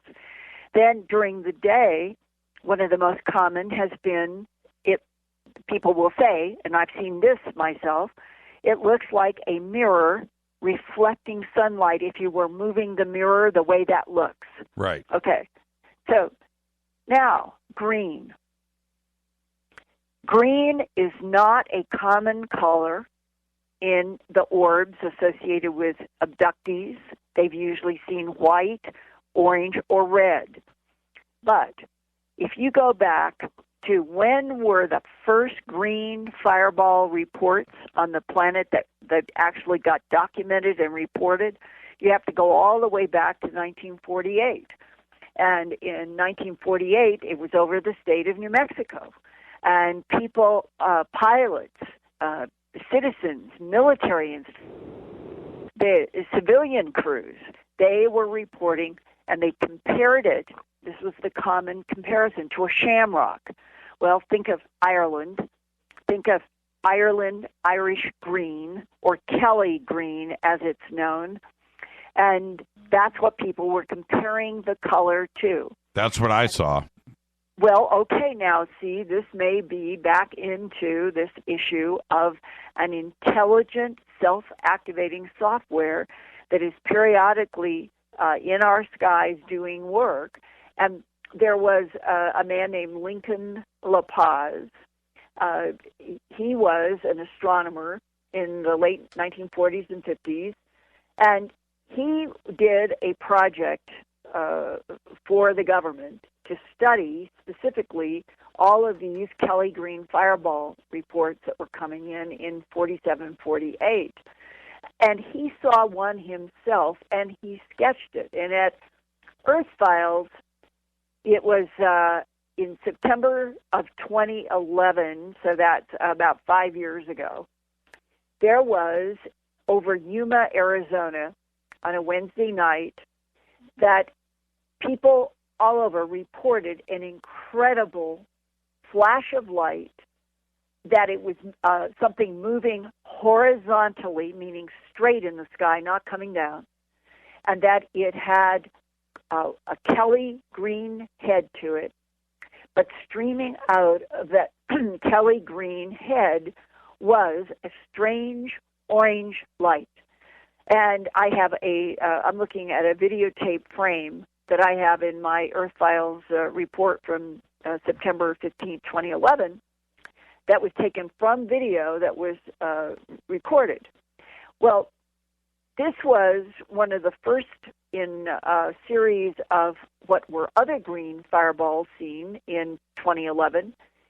So why 1947-48? Why only on cycles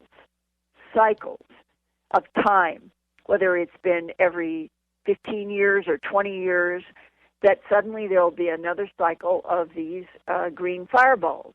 And Lincoln La Paz himself, who saw and drew, came to the conclusion and wrote in his report that from his point of view, we were not dealing with something that was natural, that we were dealing with something that was in an unnatural and perhaps intelligence category. That was Lincoln LaPaz's personal point of view. So if what you saw at Contact in this past June was, we'll use Teo Durrani's description, right, an intelligent thermal plasma of unknown origin, programmed like we would do with computers with zeros and ones to upload and download information, that may truly be the function of these Kelly green fireballs. But yours wasn't a fireball with a trail. Right. Yours was a sphere that was isolated, and the spheres, these orbs, if you knew how many people that I have talked to who have seen a red or white, that's the difference, not green, come into their house, into their bedroom, on the porch, or they're out in a pasture, and one of these white or red orbs, usually described between the size of a ping pong ball in some cases to the size of a baseball in other cases, to the size of a softball or no larger than something like a cantaloupe, it makes you wonder, is it exactly the same technology, not human technology, somebody else's, and that these different sizes are a function of what this particular device is doing at any given time? It may be the same type of technology, but it appears to the human eye and mind as different sizes in different circumstances. I don't have a hard answer to that, but it makes you wonder, because the same type of technology is described around the world. It doesn't matter whether it's people talking in Australia or Canada or Europe or wherever that we have gotten reports. But I would say, Jimmy, the Kelly green, whether it's the moving orb or these strange fireballs, they have been a mystery for a long time, and maybe there still is no answer to precisely what they're doing. Tom DeLong last night, as I described it to Tom, got this text during the show after I described what I saw. And he said during the show, he said that he had referred to one of his advisors about what I saw, and could he help with a description of it. And this is the text that he got back. And the audience, you can go back and listen to the Tom DeLong interview from last night and get the exact wording about how Tom mentioned it to his advisor. But this is the text that came back. I transcribed it today, and it was, this is word for word, using nanofabrication, atomic layer by atomic layer, with durable nanotexturing and quantum entanglement properties, and the use of power by the polarizable vacuum. It's the same methods that crypto-terrestrials use. Crypto-terrestrials, yeah. End of text. So there you go. Okay, what the last words tie this right back to the alien presence being here on this planet underground, the crypto-terrestrials. The nanofabrication, atomic layer by atomic layer, that came up over and over again in the mystery of the layered bismuth magnesium material that Art Bell and Art got the first shipment from this soldier, Army soldier, and called me up, and I started that investigation in I think it was May of 1996. And we kept getting more letters and more information from this Army sergeant. He eventually called me and talked to me on the phone, so I got to hear his voice, and he told me that he was having to ship off to Iraq. He didn't know if he was going to return because he didn't know what would happen in Iraq, but he wanted me to know that everything that he had sent us was for real, and that the only source of information beyond the metal that he had was in his grandfather's diary, that his grandfather had kept the diary during the 40s when he was working for what would have been the Army Air Force at the time before everything separated in 47 under Truman.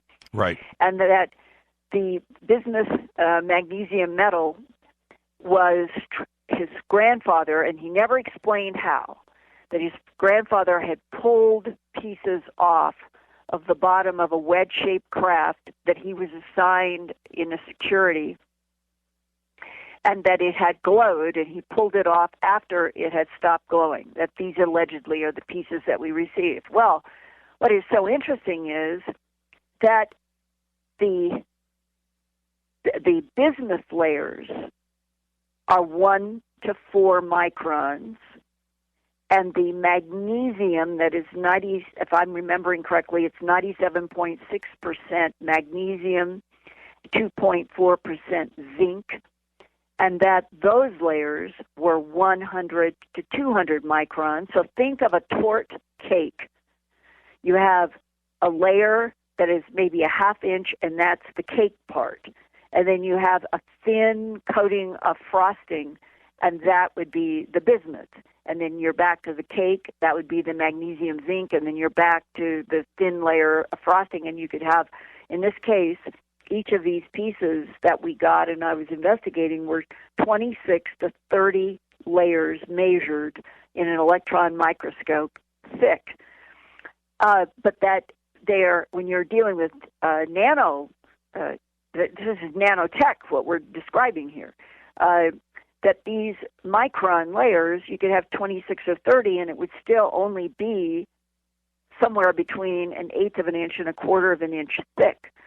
But bright silver on one side, dark black on the other. The dark black was the bismuth side. The pure, sparkly silver was the magnesium zinc. Well, I ended up dealing with, I don't know, I had a notebook full of the people that I did phone interviews and then did letters of agreement typed, signed, dated, that the people who said they wanted to study the bismuth magnesium zinc, that they would have to return it to me. I would have to have a report.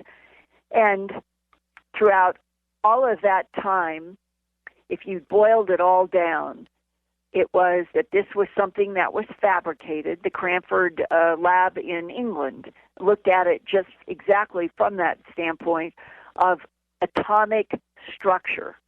And the letter that I received from them was that this material, from their point of view, was structured at the atomic level. That's what this email is talking about, atomic layering by atomic layer. And nanofabrication, it turns out that in that 1 to 4 microns that the bismuth layers were separating the magnesium zinc, that is where you begin to move into nanotechnology.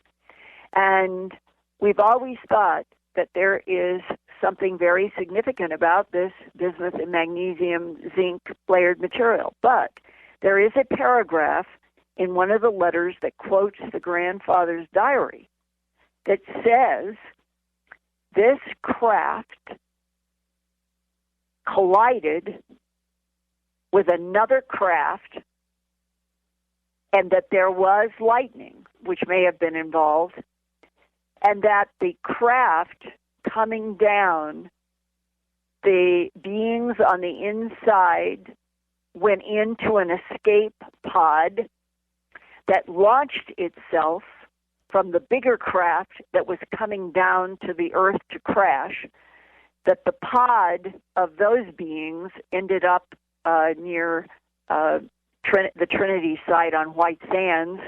The main craft is what came down near Corona, and that the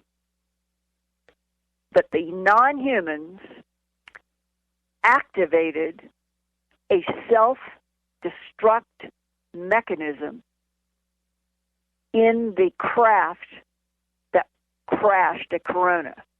Well, that was tying in with that the father would have been at that particular crash site, and that the idea that there was a self-destruct mechanism before this safety pod was launched, it would then mean, you would think, that everything that was the real structural technology and application of this layered bismuth and magnesium zinc alternating micron layers, it would have been destroyed, right?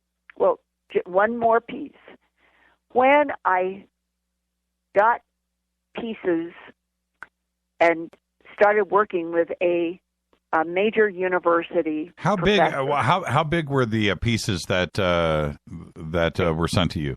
A whole one was about 3 inches in diameter by maybe 2 or 3 inches. Gotcha. And Art would get pieces cut somehow, and I had pieces that were maybe 1 inch by 1 inch or smaller to work with.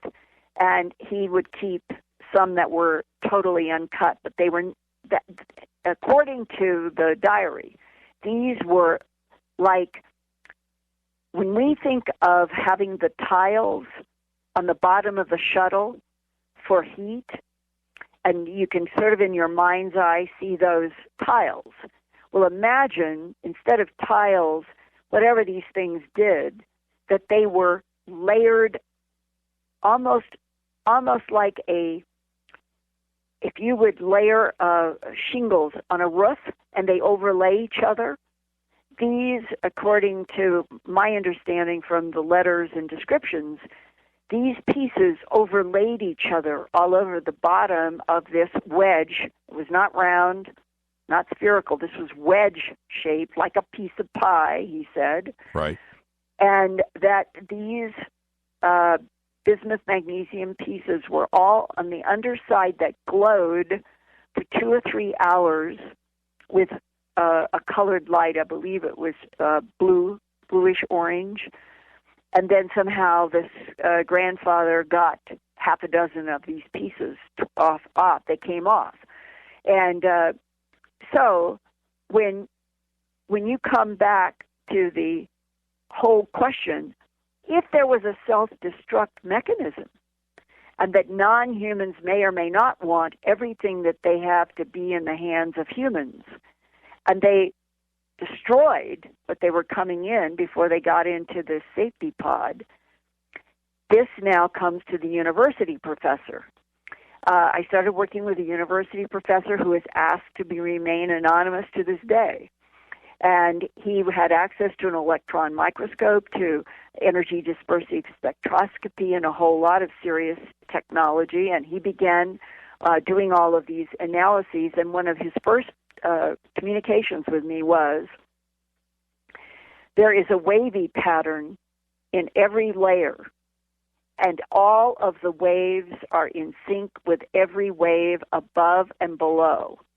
He said, maybe this is an artifact of heat, or maybe it was built into the fabric of whatever this was in order to have resonance with some kind of electromagnetic frequency. Those were the two main options. Well, the heat issue, the destruction, the self-destruct, may have erased our ability to ever understand what these do. What do you think about the Black Knight satellite?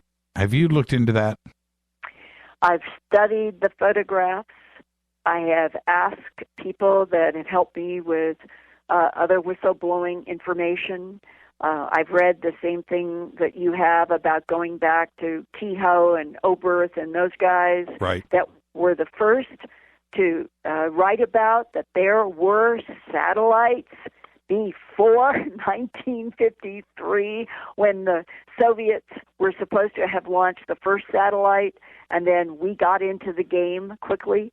Well, if there were satellites, I'm using plural because I think I'm remembering in that old literature, going back to Keyhoe and Ruppelt, I believe they said there were more than one. Well, the Black Knight is supposed to be in the category of something that somebody has whistleblown about, saying that it has been orbiting our planet for hundreds, perhaps thousands of years. Well, whose property? Now today we've got a new language. We can say alien presence or crypto-terrestrials using our planet or thinking this is their property and we're the surface life that they manipulate and harvest from.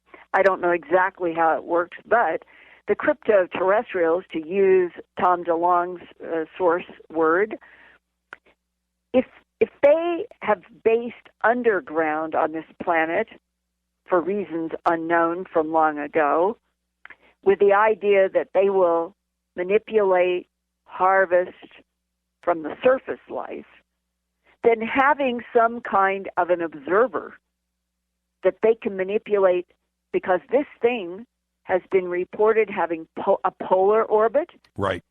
Okay, you can take this to the bank. Nobody, Soviets, U.S., Germany, well, I'm going to say no one in the public literature of science, there were no polar orbit satellites whatsoever in 49, 50, 51, 52, 53. Yeah, Sputnik didn't launch until 57. That's right. Right. But these reports were from these early writings by these guys like Kehoe, is that there were, and that's what I'm remembering, plural, other satellites around this planet, and Oberth was an astronomer then. That's right. And Oberth told Kehoe that we had a satellite or satellites from something not terrestrial orbiting our planet. Well, if the Dark Knight, wherever the whistleblower on that came that said that this had been here for 1,000 or more years, orbiting our planet, shifting its orbit from a polar orbit to an equatorial and back, going from pretty east to west. Yeah, going east to west and west to east. And yeah. So if Kehoe and company were getting information about that before there ever was Sputnik and before we ever launched, then you have to deal with what is the alien intelligence that put it there, and if they are crypto-terrestrials responsible for that and all the other things that have been going on in this planet for thousands of years, then we're just waking up, Jimmy. We're just waking up like in the middle of a Star Trek movie to the fact that we aren't the only life form of so-called intelligence, and that other things have been here for, as the DIA guy told me, we have proof that 3 competing extraterrestrial groups have been terraforming and harvesting from Earth for 270 million years from before the time of the dinosaurs. And that several of we'll call it the 2014 to 2016 period whistleblowers, whether they've been public or not. But there has been a stress, to me anyway, that we're dealing with intelligence that considers Earth a laboratory first and last, a laboratory. If Earth is considered to be a laboratory by something that's extremely advanced, then the epochs of ice ages, heating up, 85 million years of dinosaurs that are taken out almost in an instant. I'm talking about geologic time. Right. 65 million years ago. One government guy saying to me, we're really not sure that the Chicxulub crater and the presumed asteroid that came in there, was that an accident of the cosmos, or was it something that was allowed or even provoked yeah, absolutely. by the manipulators yes. of Earth in order to take out their reptilian experiment? Right. And what came next? Anybody can Google this. Out of the demise of the Jurassic period and the dinosaurs came mammals. And it's a big spike in the history of the Earth, like a new experiment starts. Linda, we're at a break here. Do you want to hang on for a few more minutes after the break? Are you up to it? Care. Okay, I'm fine. That's what I'm talking about right there. Okay, Linda, stay right there because I've got a couple of things that I want to hit you with. One of them, and I know you've checked this out, is the Mandela effect. So stay with that. And also, well, I've got a couple of other things, but the recent lightning strikes in Texas. Oh, yeah, exactly. I can tell you. Linda, we're in a break. I talked with 2 reindeer specialists today. Okay, we'll be right back. More with Linda Howe right after this.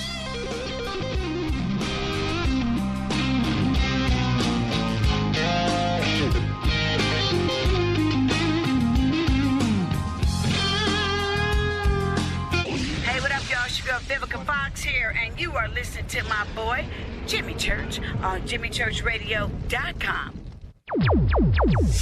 Despite popular opinion, reading a book will not make you smarter. But listening to Jimmy Church will.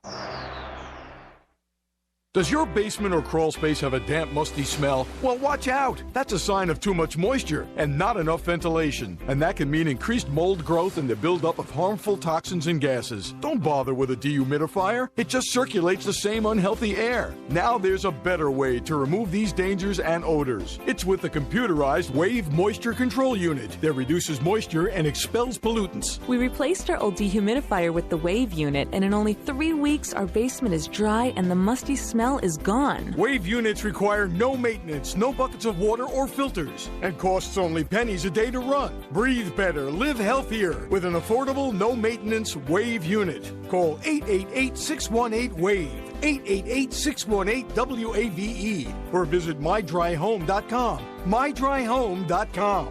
Ride the wave. Wave Home Solutions for a healthy, comfortable home. What's up, Fadernauts? Studio Dome loves Fade to Black and the F2B audience so much that they have put together the ultimate stereo Bluetooth system. They've done it just for you. Man, check this out. The Studio Dome SBB2 stereo system is here. It's featuring 2 Studio Boombox 2 SBB2 wireless Bluetooth speakers, packed in its own custom hardshell case. This Studio Dome system features the very latest in stereo Bluetooth technology. The 2 full-range boomboxes are in true wireless stereo. You've got to hear this. It's amazing. It's just $129 and use the promo code JCRTWS and you'll also get free shipping. It's simple. Just go to JimmyChurchRadio.com, click on the Studio Dome banner. Go Beckley Tepe. Erica, Brittany, Gabby, and you're listening to JimmyChurchRadio.com. It's not a lifestyle we chose. We were born this way. KGRARadio.com.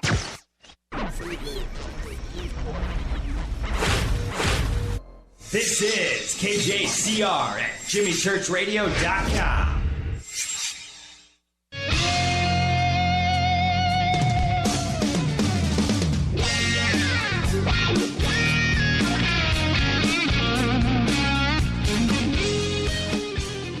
The Fade to Black audience is the most spoiled audience in the history of radio.